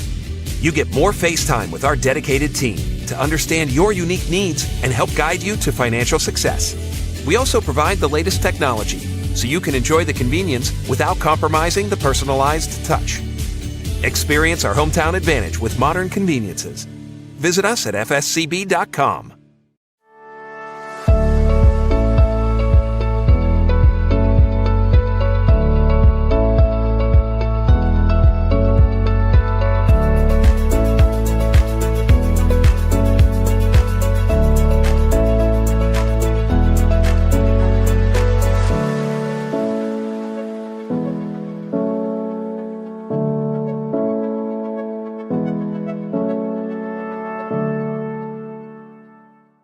Agriculture is not a fad, and it's not for the faint of heart. Long days become long nights, sacrificing time away from your family, even on weekends, just so you can get the crop in and get the crop out. This is your way of life. At Farm Credit Southeast Missouri, we are 100% bought into your commitment. Because we are customer-owned, it is our mission to be your ag lender, and we intend to be your value-added partner for next year and the long term.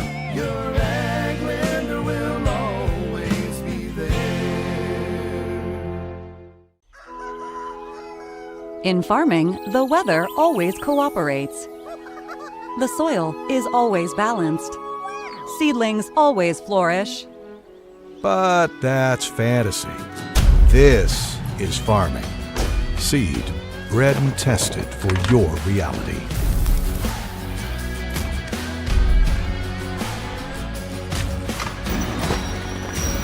Dynagrow Seed, for real. Harper's Hometown Grill, where you can enjoy a delicious meal, friendly service, and a true hometown feel. Located across from the high school, we're proud to support our local athletes and the families who cheer them on. Come share a table with us today. Mathis Funeral Home of Dexter and Bernie strives to provide their community with the accommodations and services needed to relieve your family during times of loss. For more information, give them a call and see how Mathis Funeral Home can help meet your expectations in celebrating your loved ones. At SEMO Health Network, we strive to provide caring and affordable health care. We provide medical, dental, OB, and behavioral health services to everyone that may need it. For more information, visit our website and let SEMO Health Network take care of you. I'm Karen Hillis, and I think you'll love what's behind this door. A 3-bedroom brick ranch in Malden with great potential has attached carport and a large fenced backyard. Let's walk through it together. Give me a call today. Since 1984, Bagby Wealth Management has assisted clients in reaching their personalized financial goals. Whether it's retirement, investments, or securing your family's future, we're here to guide you every step of the way. For more information, please call or visit our office in Dexter today. Your path starts here. Each morning as the sun rises, we get to work, right here in our own community, crafting cabinets with precision and care. Dedicated hands bring wood to life, shaping not just cabinets, but tradition, proudly supporting the families and values we share. From our family to your home. WW Wood Products. Built here, built strong. Ready, set, let's go. I'm on the way up. I'm on the way up. I'm on the way up, going all the way up. There's nothing you can do to stop it. I've been on the way up cause they know I'm popping. Hits, no misses. Clean up like the dishes. Ain't no point telling me to stop cause I won't listen. Every level got a new devil. I'ma give them hell cause I'm leveling up. I'm on a new level. I'm on a new level. I'm on a new level, leveling up. Welcome back to Charles Brown Stadium. We are at the closing minutes here of halftime, and David, it has been a half of football dominated by the Dexter Bearcats. Yeah, Dexter really did kind of what they wanted to there in that first half. They were able to run it and throw it. They had some big plays in special teams, and they just really did a really nice job of kind of taking care of their business and doing what we thought that they might with this younger East Prairie team. Yeah, they have come in. They've been able to run the ball, pass the ball some. I think they'd like to see that crispen up a little bit, but everything has been pretty quick except the home run ball to Warnick out there. They've got the ball out of Geatley's hands pretty quickly tonight. Yeah, they have, and you know, he's been under a little pressure there in the second half. East Prairie was able to get a little pressure on him and kind of force him into a couple of bad throws, but you know, that's a great thing about a game like this. You can kind of get him out there and get him working on some of that passing game, and you know, he's had that beautiful throw to Wernick, and you know, Geatley's shown he's got the ability to hit some of those big passes. Coming up this week on Aycorp Sports, Week 4 of high school sports on Aycorp Sports has been great. Week 5 brings you a classic volleyball matchup on Wednesday night in Advance as the Hornets welcome the Indians from St. Vincent. Other scores in the area, we've got also St. Dominic's up on Park Hill Central. That game is 35-14. That is at the half. New Madrid Central on top of Herman, 16-6. Jackson on top of Farmington, 35-2. Poplar Bluff right now up on Cape Central. That game is 14-7. And do you have anything on Caruthersville and Sykeston? Sykeston's up at halftime there, 35-28. A lot of defense being played there, I think. Kennett over Kelly, 18-12. Scott City leads Portersville 21-14 at half, and Father Tolton's over Hayti 38-0 at half. Yeah, Potosi also up on St. Genevieve. That game's 12-0. As Dexter is set to receive here in the second half. Bearcats dominated the first half, and they've got Turnbow back in his usual spot to return here on the second as they will prepare that as the kick will get ready to come off. And if you're Dexter, you just want to go about your business here and work on a few things that you might need and try to avoid any kind of injuries. If the game stays as is, fourth quarter will be a running clock. If Dexter's ahead by 30 at that point, both teams would have to agree if it starts any earlier. Right. If the coaches have met at halftime and agreed then, elsewise you do not have a running clock until the fourth. Right, and I haven't heard any indication that they're going to, it's going to be a running clock here in the third. I expect we'll see a lot of backups here for Dexter here coming up soon. Yeah, I would imagine fourth quarter you may get to see a lot of the support staff come in and get some varsity action on this one. Ware has it teed up. Turnbow, the man back deep at his own 10 to return.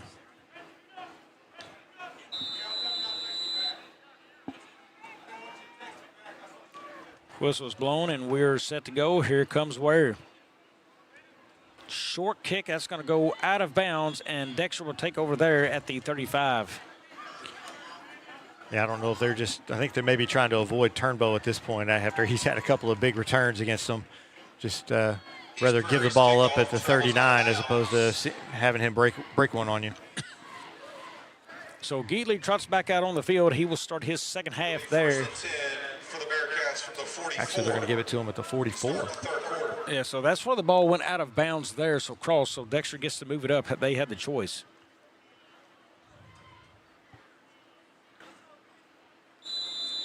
Decided against the kick and took it at the 44. So here it is. That is Tennant out to the bottom of the screen. Everything else in the wing tee. Turnbow the bottom and Warnick to the top. That is Warnick in motion, fake hand. Geatley's going to throw. He's going to throw a deep ball out to 10 in, and he's got a man, and it's caught. He's at the 30 and now tries to make a move back inside near the 22 and fumbles the football. Looks like he was back able to, on it. Yeah, looks like he was able to get back on that. But I tell you what, Neely outran his defender by about 10 yards and had to come back to the ball. Yeah, actually, Noah Tennant, that was number 7 on the play. I'm going to tell you, number 7 was occupied by Lee Michael McDonald for years. Just different to seeing somebody else in that uniform. But Tennant does well there in a big play. Yeah, he just shot off that line like he was shot out of a cannon and just ran right past those East Prairie defenders. So big pickup on the pass. Geatley takes a snap. He looks. He's going to take that, throw it out, and he's got Carson Hurt wide open to the corner. Touchdown, Dexter. Yeah, you mentioned in the pregame about the tight end, and there they're getting a tight end involved right there. Yeah, he was going to go back. We'll see this play. He's going to work across the field and just get wide open. He's going to have his hand in dirt right there, right across the middle of the field. Watch him just work. Boom, there it is. And nobody from East Prairie picked him up. He was wide open. There's nobody within, 10 yards of him right there. Dexter's a snap again. That'll be Neely on the hold. Medler the kicker. And that is offside, so we will do it again.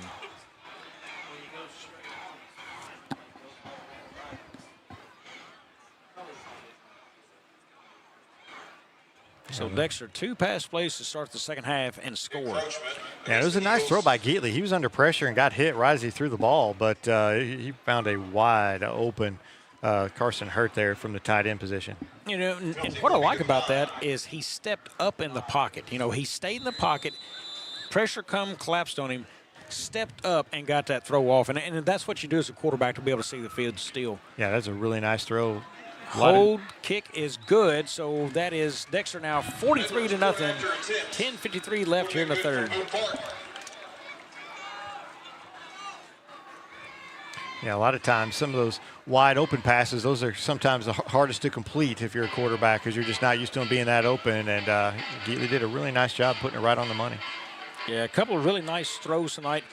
The one throw there to Tennant, that was underthrown. Tennant adjusted those. He should and come back to the football. But Geatley, so far, he's been pretty close to own the money on most everything has been in the area of catchable. Yeah, and, he had the one interception, but he was under a lot of pressure when he threw that football. And so yeah, pretty good night from Geatley.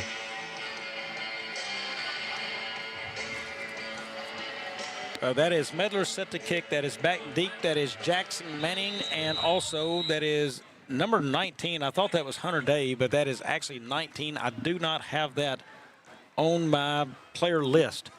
Deep kick, and that's who it goes to as well. So he's going to bring that out.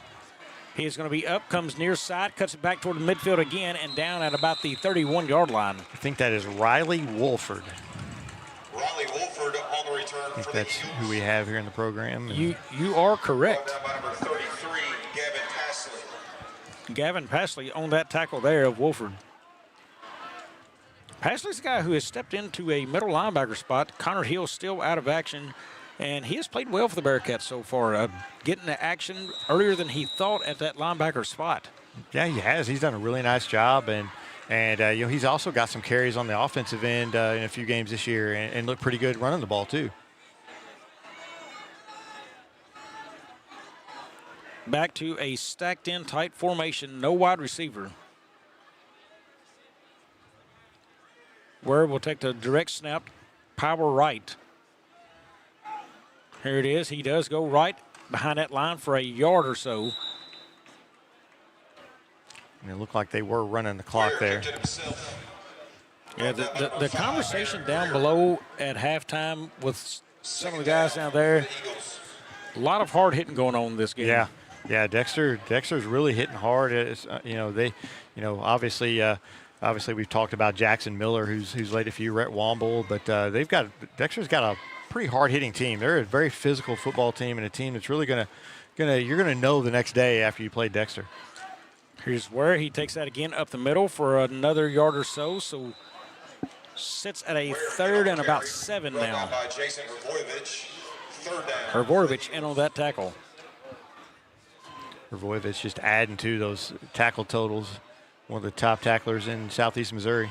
I'm going to tell you, could Dexter be lining up for back-to-back years of Defensive Players of the Year? Hrvojevic's name has got to be climbing that list. Yeah, absolutely. I mean, he's definitely got to be in the conversation. You can't have it without him. I know that Jackson's got some good ones, and they've got some good ones at all around the area. But he's definitely got to be in that conversation for sure.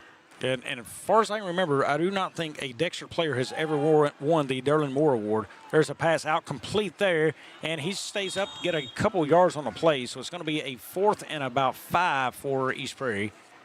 Catch made by number 11. That is Blake Olin. Jackson Miller on the stop for the Bearcats. Blake Olin, a freshman, out there making a play. Yeah, Jackson Miller again on another play. That's a kid who thrust into action. I can remember his freshman year. I saw him out on the field, and I was like, what in the world is a freshman doing on the field right now? And he has done nothing but play, and he has been very good. And his experience is showing. I mean, as a junior now, and he has had a lot of big-time plays for Dexter. Yeah, he's a very heady player, very smart, and we've talked about how hard he hits, but he's got a good football, good football IQ out there as well. That punt is going to be down at the 21-yard line. That's where it rolls there, so Dexter will take over there, and it is Geatley and company back on the field. 20, 1st and 10 from there for the Bearcats. I would assume this might be the last drive for some of the starters as this clock continues to run. So. Well, David, we made mention of it, and we will cover it some throughout this as we will watch Geatley run out. There is a large connection between coaches in this game, and I'm going to let you run that down because I think you had the opportunity to cover some of this throughout your career as well. So I think it'll be neat for you to run this down and kind of talk about what you saw through the years there as well as Dexter gets set here. Yeah, you just look on the sideline of Dexter. He's, Coach Jamerson has Coach Aycorp, who's former head coach at East Prairie, and he coached over there while Jamerson was the assistant. That is Warnick on the reception. He gets that up gain of about 6 on the play. Aycorp also coached Ian Penrod, who's obviously the East Prairie head coach, and so that's a connection there. And Coach Penrod, he played and coached under Chad Jamerson, and played collegiately at Lindenwood, and he brings a real toughness to this program. Loves East Prairie and really wants them to succeed and do well, and that's always fun to see. Here's Geatley in the gun. He's got Warnick in motion. Hand goes up the middle to Hrvorovich. He is up first down yards there, down at the 41, or I'm sorry, the 36. Just gashing through that line. Go through a few more here. Nathan Owens, he's Coach Aycock's nephew. He's over there on the East Prairie sideline, and he played and coached on Jamerson's staff. Official timeout. We'll take a water break here. And, then there's Jake Holt. He's another East Prairie coach. He played and coached under Coach Jamerson. And Deverance Jones, who was a heck of a player in his time back in the day over at East Prairie. He coaches at East Prairie. He played for Coach Jamerson, played at SEMO, but he was a heck of a player back in the day. And R.C. Strand, another one who played for Aycorp and Jamerson and played at Central Methodist. They've got a lot of guys that have went on and played in college and came back home to East Prairie to play. And it's just a lot of them. Andrew Owens also played for Jamerson. He's over there. It's just a big group, a lot of connections between these two teams. Yeah, and East Prairie is not the first high school that comes to mind for me to send players to college, but boy, they've had several on that list just there that went on to play at the next level. They have, and they may not have some of those big D1 guys, but they send a lot of guys to some of the smaller schools, and they come and play, and then they come back to East Prairie. And one thing about a lot of people from East Prairie is they're very passionate about that community over there, and really, they bleed the red and black over there of East Prairie, and a lot of them come home to coach and teach, and it's just a really tight-knit community over there, and I know Coach Penrod wants nothing more than to build this East Prairie football team the way Coach Jamerson has this Dexter program rolling. Yeah, here's a hand to Hrvorovich up the middle and gets maybe a yard or two on the play. And, and I think this game is special to I know Coach Jamerson because I know I've talked to him a little bit about it, but, this is sort of a homecoming to speak for him with that staff. And, I'm sure he looks forward to the game, but I'm sure, there's also a little pain looking up on that scoreboard when you're beating your friend Ian Penrod 43-0. I mean, I'm sure he wants the win and wants to celebrate that way, but he also cheers for success for Ian as well. Yeah, I guarantee you, every game they play that's not against Dexter, he's rooting for them over there. And sometimes it's kind of like brothers. You beat up on each other. There's Warnick to the side. He breaks loose down the sideline, and he may go out of bounds at about the 12-yard line. Nice swing pass out to Warnick, and he takes it right up the sideline for another big gain. Yeah, he's got some wheels, good speed out there on the outside, and East Prairie did a nice job of running and tackling. And one thing I've noticed here in the second half from East Prairie, there's no quit in these guys. These guys are going after it, and they're playing hard still, even though they're down 43-0. And there's something to be said about your team like that, because we've both seen a lot of teams whenever they get down big that maybe don't give the effort that this East Prairie team's giving right now. Yeah, but one thing I'm seeing with Dexter, and I think the next game they have that we'll cover is Kelly. They go actually to Southern Boone next week. They've got a long road trip, but what this game is showing me is that there's Hrvojevic up the middle, as I was going to note that. These swing passes out quick to the edges will open up the middle of the field for Hrvojevic because linebackers have to be prepared to get out and cover. Yeah, absolutely. And the more you show it on tape, the more that Southern Boone and Kelly and those schools have to pay attention to it. And if that's in your arsenal, that just will open up that middle even more for Hrvojevic, and that's just nothing but good things for Dexter. Yeah, and he has where you look at Geatley, if you're evaluating, hey, try to make him beat you deep. Now he's thrown some good deep balls, but he has had a receiver check up and have to come back to that. So, and that is in for another touchdown. That is Justice Lovelady in, another Dexter Bearcat for the score. Yeah, and again, spreading it around, a bunch of different guys who are scoring here, and that'll be Lovelady's first score here in this game. Just a jet sweep to him, and he's got the block out front and bounces off a guy in the end. Yeah, he just didn't wrap up there. Just kind of tried for that big hit with the shoulder and didn't. You've got to wrap up there and grab his legs and get him down there. But that's something that these East Prairie players will learn. I'm sure they'll be told that whenever they watch the film of this game. Yeah, I think, like I said, if I'm watching tape on Dexter, I don't want to get beat in the middle of the field by the running backs, as the kick there by Medler again is good.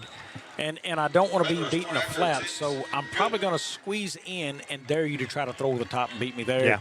And if you can beat me there, hey, you've beat me. But, a couple of underthrown balls, I think that's where teams may target that. But I tell you, that Dexter looks well-rounded this season. They do. They've got the running game going. Their defense is strong. And like you said, if they could get that deep passing game to complement that short passing game, I think this Dexter team could have a successful season just like last year and get into those playoffs again. And you get in the playoffs, anything can happen. They are up now 50-0 in this one. Very commanding lead. We'll get a check around again on other neighboring scores. David, if you've got one, I'll let you go, and if not, I will check in and see what people have updated on my app. I do not. Most of my games that I was at are still at halftime, just getting ready to come out of halftime. So, yeah, no change in St. Dominic's Park Hills. That is 35-14. There's a deep kick there taken out by Wolford, and that is Barron Greer, takes him down at about the 23-yard line. Barron Greer with a nice hit there, and Greer's a name that's been around Dexter for quite a few years. Had some really good players in the late 70s, early 80s named Greer. Riley Wolford on the return for the Eagles, brought down by number 5, Barron Greer. Yeah, Riley Wolford on that return, Barron Greer on the tackle, and now at the 23-yard line is where East Prairie will start. Clock ticks under 3 minutes now. And East Prairie still just looking for something positive to happen on this offensive end. I can only remember them having 2 first downs, and one of them was by a penalty. So here's Ware up the middle and rolls off a couple of guys. Pick up of about 2 on the play.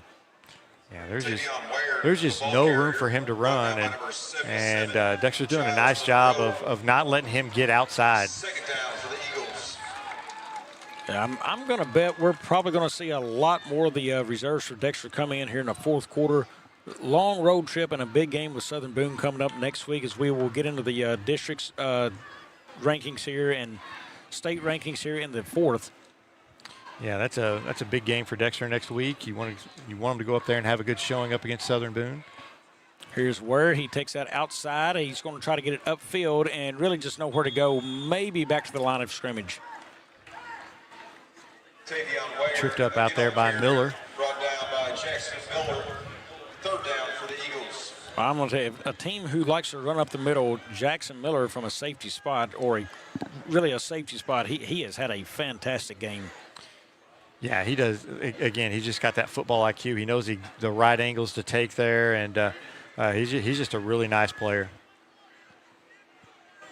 So 3rd and 8. Taking their time, play clock down to 5, 4, 3, and they get it off here. Going to be a pass play. Rendon throws that out, and it is almost picked off by Neely. That is a dangerous man to throw it his way. He was a third-team All-State player last year with 9 interceptions. Yeah, almost had him one right there. Kind of was trying to tip it to himself because it went just off his fingertips and just an athletic play right there. Great job by Houston Neely getting out there and breaking that pass up. So 4th and 8 now. We will see what they do. It looks like Ware will go back for the punt. Nobody back deep for Dexter, so they will let this roll.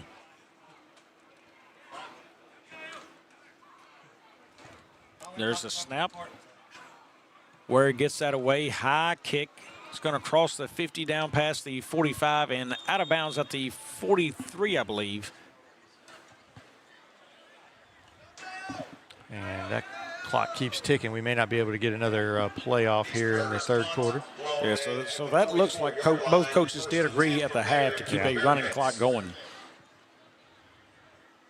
Yeah, it seemed like after Dexter scored that initial touchdown, that clock's continued. So, and I don't think we're going to get a playoff here in this third quarter. And looks like Dexter, they will be bringing out a couple of new guys there. It looks like number 16, that is Aiden Myrick, I believe, may be our new quarterback in this football game. As we will take a break, and we will be back to finish this one up in the fourth when we come back here on Aycorp Sports. In football, every play starts with one goal: protect the ball. It takes strength, teamwork, and focus to keep it safe. At First State Bank and Trust, we protect what you worked hard for, your finances. With us, you'll have a team that's always alert, keeping your money safe from every angle, through every challenge. We're here to protect your finances, because at First State Bank and Trust, your financial security is our game plan. First State Bank and Trust. Strong, secure, trusted. Member FDIC. Equal housing lender. Welcome to First State Community Bank, where the community is at the heart of everything we do. At FSCB, we're your trusted neighbors, committed to strengthening the connections that make our town thrive. You get more face time with our dedicated team to understand your unique needs and help guide you to financial success. We also provide the latest technology, so you can enjoy the convenience without compromising the personalized touch. Experience our hometown advantage with modern conveniences. Visit us at fscb.com. Welcome back to Dexter. Dexter well in control of this one, 50-0 here to start the fourth. David, state rankings right now, Class 6. Jackson Indians sit at number 5 in the state, and boy, they have been every bit of that good and is more maybe. Yeah, this may be one of the better teams Jackson's ever had. Very comparable to that state championship team they had back in 2020. That's a really, really good football team, and they're putting it on Farmington tonight, and it's going to be tough for any team to hang with them from around here. Jump down Class 5, that has Farmington. They sit at number 8, and they are taking a drumming right now for Jackson. But, hey, Farmington is a good quality team. I expect them to stay near that 8. They'll fall a little bit, but they are playing a class up. Keep that in mind. So here's the hand for Dexter, and that is fumbled out to the side. Back on it is number 20. That is Kale Pierman. Yeah, he just didn't hang on to it there. You had some running room off to that right side and just, forgot the football. And it's something I'm sure the coaches will be reminding him about. Yeah, Class 4, no area teams ranked right now in Class 4, and that takes us to Class 3. Seneca is number 1 in the state round right now. Valley Catholic, Class 3, District 2. They are number 2 in the state. Lift for Life, same class district there. They're number 3. Dexter Bearcats sitting at number 4. Inside pitch here goes upfield, and I believe that is could not get the number on that quick pitch. Looked like number 10, I think, Luke Moore. I think it was Luke Moore. That is correct. And Dexter was fourth ranked, and they're getting a lot of respect out in the state, and they should, because they had a great year last year. They're coming back. They're starting this year off very well too, and but you look at Valley Catholic and Lift for Life. And there's another snap, and that is recovered there. East Prairie gets the recovery. Fumbled snap. Recovered by the Eagles. It'll be 1st and 10 for East Prairie. So they will take over, and they're sitting there, and Park Hills, they're sitting at number 9 in the state right now. They are getting beat by St. Dominic's tonight. I believe St. Dominic's a class higher. So yeah, they're Class 6 actually. So yes, Class 6. So that's a tough matchup for Park Hills. Yeah, Park Hills is much better this year. You knew that they were going to come back and be a little more, have some guys, because they played a lot of younger guys last year. They've got they were looking for a quarterback when the year started. Looked like they found one, and they're going to be tough in that district with Dexter. Yeah, Jack Jones was the quarterback last year. He is graduated their biggest offensive weapon. There's a nice run, but number one up the field, and that is first down yards for Jackson Manning for the Eagles. They actually, they graduated him. Their two best offensive players after that were freshmen and sophomores last year. Right. So we knew they had that coming back.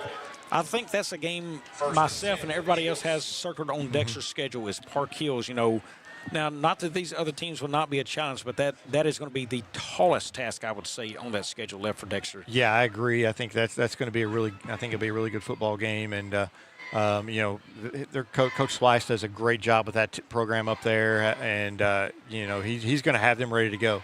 And there's where he gets to the outside. He's going to get down near the goal line and in touchdown East Prairie. Tavion Ware gets him in the board. And just goes right off the right side and into the end zone. And some good yardage there. And, East Prairie, when they're playing some of the same age kids as they are, they're doing pretty well here. And, Ware was able to get to the outside there and finally found some running room, was able to get in that end zone. And it is still early, David, in the season. But if everything goes by script, at the end of the season, I believe, week 8 maybe, I think Dexter and Park Hills may meet. I believe so. Week 8 or 7 or so, somewhere in there.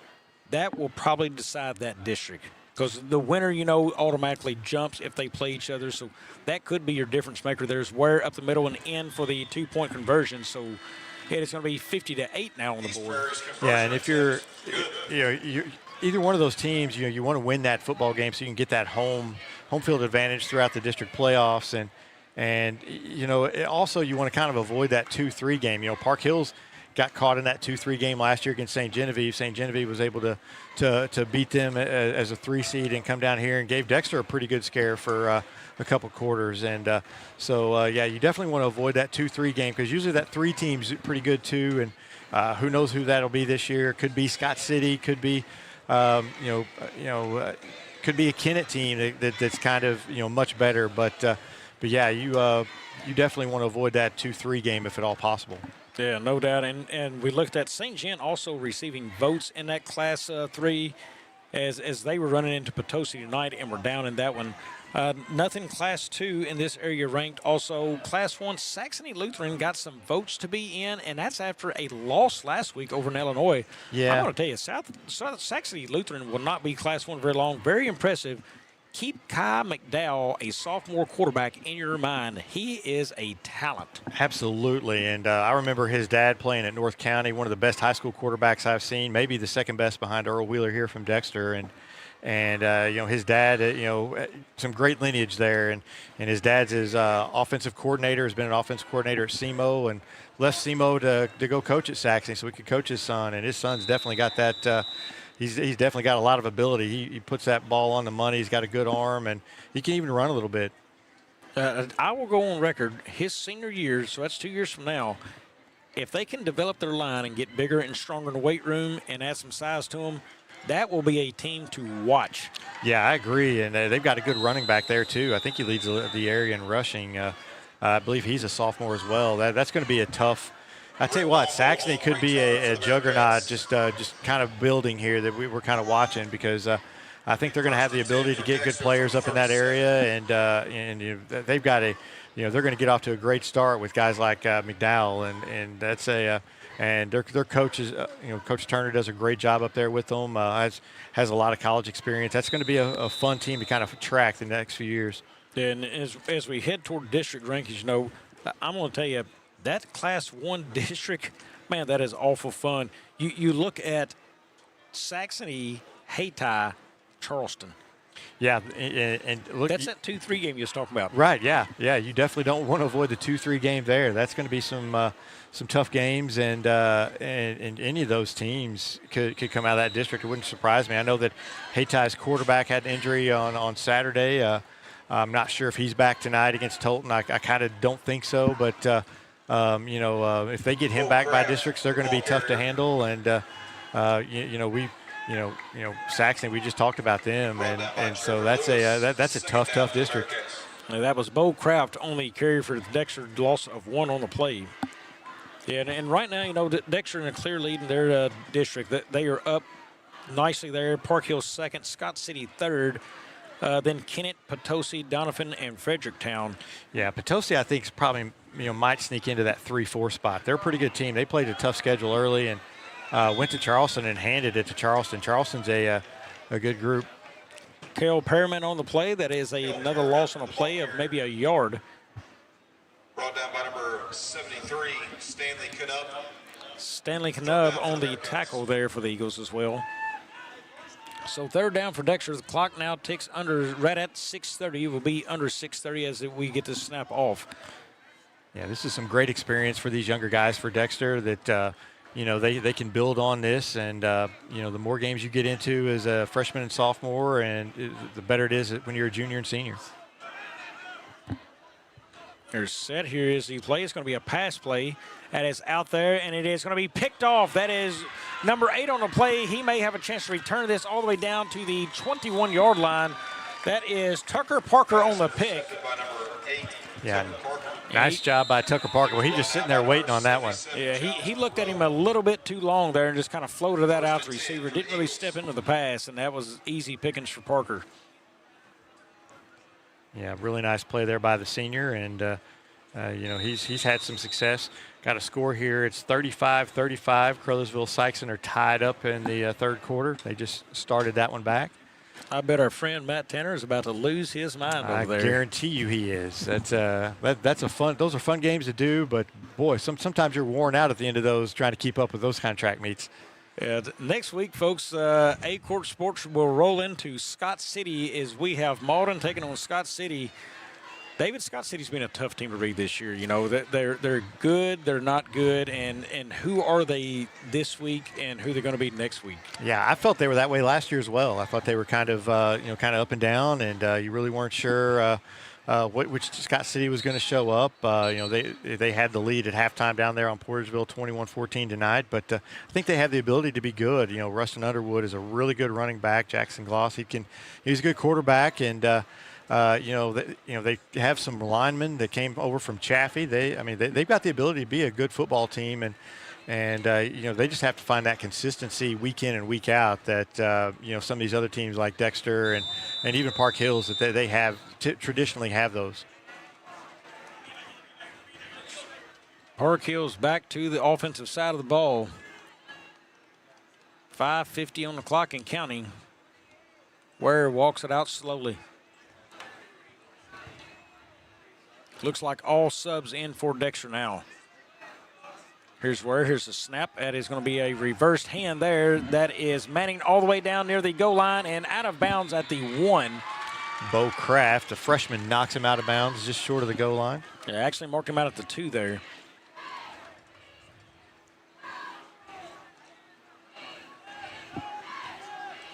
And, East Prairie, they really don't have much of a bench to go to. There's only about 25 guys on their team, but, it's good seeing them have a little success here at the end. You can kind of build off that if you're East Prairie. And not every team that they play is going to be the caliber of Dexter. So it's just one of those years where they're down a little bit and Dexter's way up. Yeah, and Dexter really they were set up for a run for a little while, I think, David. They're going to be a strong team, and Ware is in for the touchdown there. So second score of the night for him, and the Eagles back on the board. That is 14 now, so 50-14. And you look at several linemen of juniors and the kids coming, that they are set up for a run. I know they're middle school teams. They've had some success there. I think they've got a couple teams coming that I think will be a fun time for the folks here in Dexter. I agree. I think this is a good time for Dexter football. They were down there for, about a decade or so, and everything's kind of cyclical. But I tell you what, like you said, they've got a good middle school program that, they're really playing well, and a lot of younger talent out here, and I'm with you. And there's Rendon. He is in for the 2-point conversion, so 50-16 now. And David, last year's team was good. Of course, my son was on that team, and we saw that coming when they were little kids. We could tell that was coming then. And as these parents see this, I'm sure they would probably lead down the same road as little kids. Boy, they could see, hey, we've got something here. And it's just fun as you see that develop from a young age. Tackle football started back then at third grade. I'm thinking it still does here, but from third grade on, as you watch that march up, saying, man, we've got something, and then you see it come together as all four classes kind of meet there and you mix it in, it sure is a fun time. Yeah, it is. And, these are times that a lot of these fans and stuff are going to remember, forever. I mean, these are good teams that Dexter has. You don't have an undefeated regular season very often. And, Dexter had it last year. Obviously, they're going to be 4-0 here. They've got a chance to do it again this year. And I can't remember the last. I don't think it's ever happened when Dexter's went back-to-back with undefeated seasons. So no, it has not. They've only done it 4 times in history of the school, and never back-to-back. So that would be a feat in itself. And they'll have some challenges. Kennett's improved. I think they would challenge this year. Scott City, they'll want to come down and challenge. And if they have Underwood has a big game and Gloth has a good game passing, they could challenge there. Park Hills, we've already noted. Southern Boone, we really don't know a whole lot about Southern Boone because it's so far north. What will they have? I know they was really young last year. That they had like 35 of their 70 kids were freshmen and sophomores. So, you would think it's not going to be the caliber team Dexter is right now. So, teams to challenge, no doubt, but I think Dexter's set up well. Yeah, I agree. And, they've got the chance. You've got to stay healthy, and you have to have things go your way to go undefeated in the regular season. Like you said, I think Dexter's set up for that, and it's there for them if they can get it. And in East Prairie, you look at this group, a freshman offensive line basically outside of one guy. I mean, be patient. Be patient because 2 years from now you could be sitting really nice. Exactly, and I think Coach Penrod is the right guy in that job over there. That's I think he's going to have that patience. He's going to instill a lot of toughness in there with them, and you could just tell last year when he jumped in that culture came along quickly. I think they went 8-3 last year, and I think he's the right coach over there, and he really cares about building this program and having it again, like something like what Dexter has out there, and something that's year after year you're putting a great product out there. And Coach Penrod, he's a winner. He come from a Portersville team who made state just right before that, a year before that, before he left. So, he has won and been all the way to that level. I mean, that's something you want to pay attention to is he makes that stride. He knows how to get a team there, and it's a small school as Portersville is that. So, if you have some belief in him, I think he can take them a long way. Oh, I do. I think he's got the backing of the community there, and I think there's some big things coming for East Prairie. There's a short run on the play by Cale Pearman. Pickup of about 3 on the play, maybe 4. And we're under 35 points, so the clock is stopping again.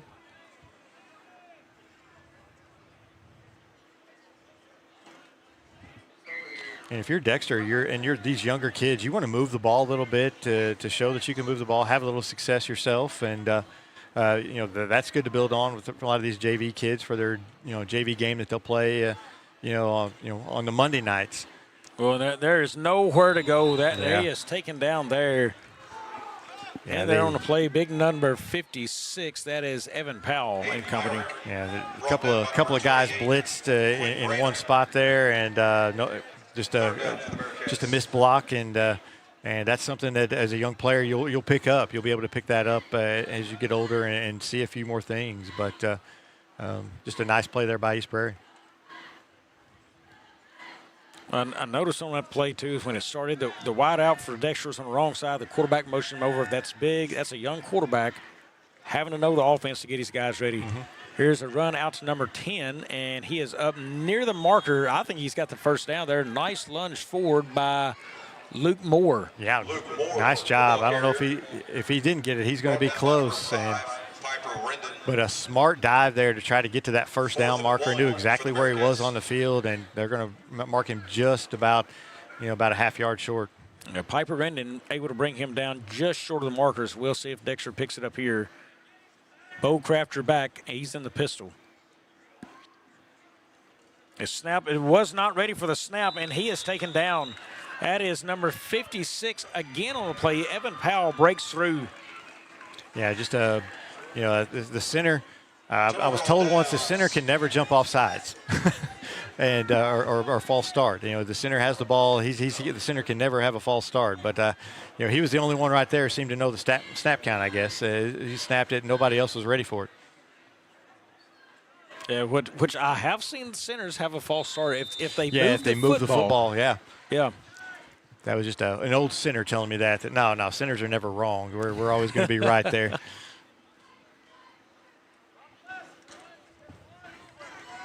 East Prairie now looks in. They have got a new unit on as well on the offensive side. So where's done is night is done. Here's a quarterback at his Wolford. He brings that far side. Dexter trying to wrap up and does. I'm going to tell you that. I think that was Jackson Medler out there. He was not letting go. Yeah, good play by Medler. Good swarming by Dexter. A lot of hats for football there, and I'm sure the coaches are going to like to see that. I'm going to tell you, the job Greg Lumica, also the defensive coordinator for Dexter, he has done. He could see potential coming too in this group, and he has really, really exploded on the scene in the area as a defensive-minded coach. Yeah, he's been here for a long time and has done a really nice job for a really long time. And it's nice that he's kind of people are kind of realizing how good a coach he really is, and that's good to see. There's a whistle on the play. Delay a game against the Eagles here, so that'll be a 5-yarder. Yeah, new group in there. They were trying to get all the right players in there, just didn't get the playoff in time, but that's going to happen a lot with the younger guys. A lot of new faces on the field for Dexter right there.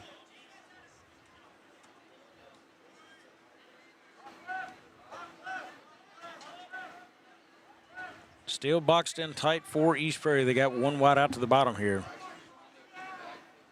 Riley Wolford, he'll take that himself up the middle and wrapped up immediately. Medler again on that. Yeah, nice job by Medler filling that hole real quickly. And that's just going to be a staple, I think, of East Prairie while Penrod's there, is that power running game. You're going to have the three backs in the backfield. A lot of your formations are going to be tight, and that's just what he likes to do. I saw him at Portageville run the same play over and over and over against New Madrid out of that formation, and New Madrid just could not do anything with it because it was just blocked well.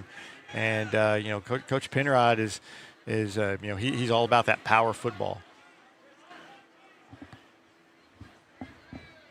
Power formation again, and clock down now under 2 minutes. Here is the hand. It's a reverse hand. Goes back to Manning. He is hit and taken down. Medler in there on the play.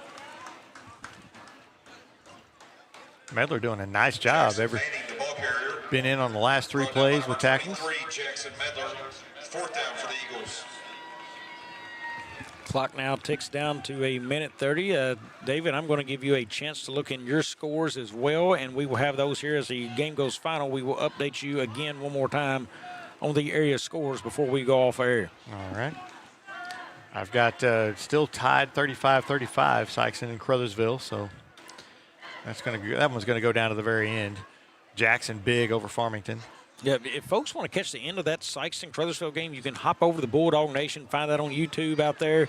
Aycorp is covering that. That is a Sykeston broadcast, but Aycorp is the production crew behind it as that kick lies at the 9-yard line. Yeah, that'd be a definite game to catch after this one. Looks like it's an exciting one over there. Yes, St. Dominic still the last score I have, 35-14 over Central right now, Park Hill Central. Poplar Bluff, I'm showing last one I've got is 14-7 at the half. That may have changed. Crothersville just jumped ahead of Sykeston 42-35 after a short touchdown run. There's 4 minutes left in the third quarter there. I can tell you, Dave, when I leave here and a short drive, a mile drive home for me, I'm going to turn on that Sykeston Crothersville game. I'm actually heading back to Sykeston. I'll be listening to that one on the radio until I can get there. 18-12, Kennett still up on Kelly. Potosi still, I don't have a recent score. That was 12-0 last I saw, so nothing new there.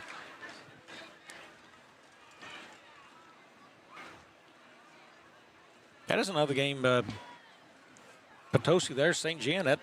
That is a district game for Dexter for Potosi, and also St. Genevieve Class 2, and St. John's received class ranking. So kind of how that plays out. Potosi, you mentioned, could slide into that third spot there.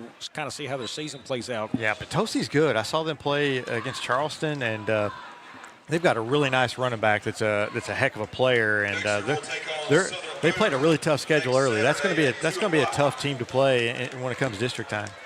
Well, that will take us to a final here. It is Dexter 50, East Prairie 16 here as Coach Jamerson walks away with a victory. Real quickly, next week, the Dexter Bearcats, they travel all the way up to Southern Boone. That game will be played at 2 p.m. on Saturday next weekend. So a Saturday game, not a Friday game because of the travel. Also for East Prairie, they will travel to Kennett and get a look at them. They play Friday night at 7 p.m. there. So both teams back in action next week, and we will see what next week brings for them. David, any closing thoughts on this one before we go? No, it's kind of what we thought was going to happen. Dexter looks good. They were able to work on some things tonight, their passing game a little bit, and Dexter looks good. We'll see how they look against Southern Boone next week. East Prairie, again, they're a young team. They're building, but I think if you have patience with them, that's going to be a team to look out for a couple years from now. Again, many thanks to our staff here, the camera crew, the guys on the boards, and for you folks at home tuning in to watch us, thank you for David Jenkins, for myself, Bobby Alford. Good night from Dexter, Missouri.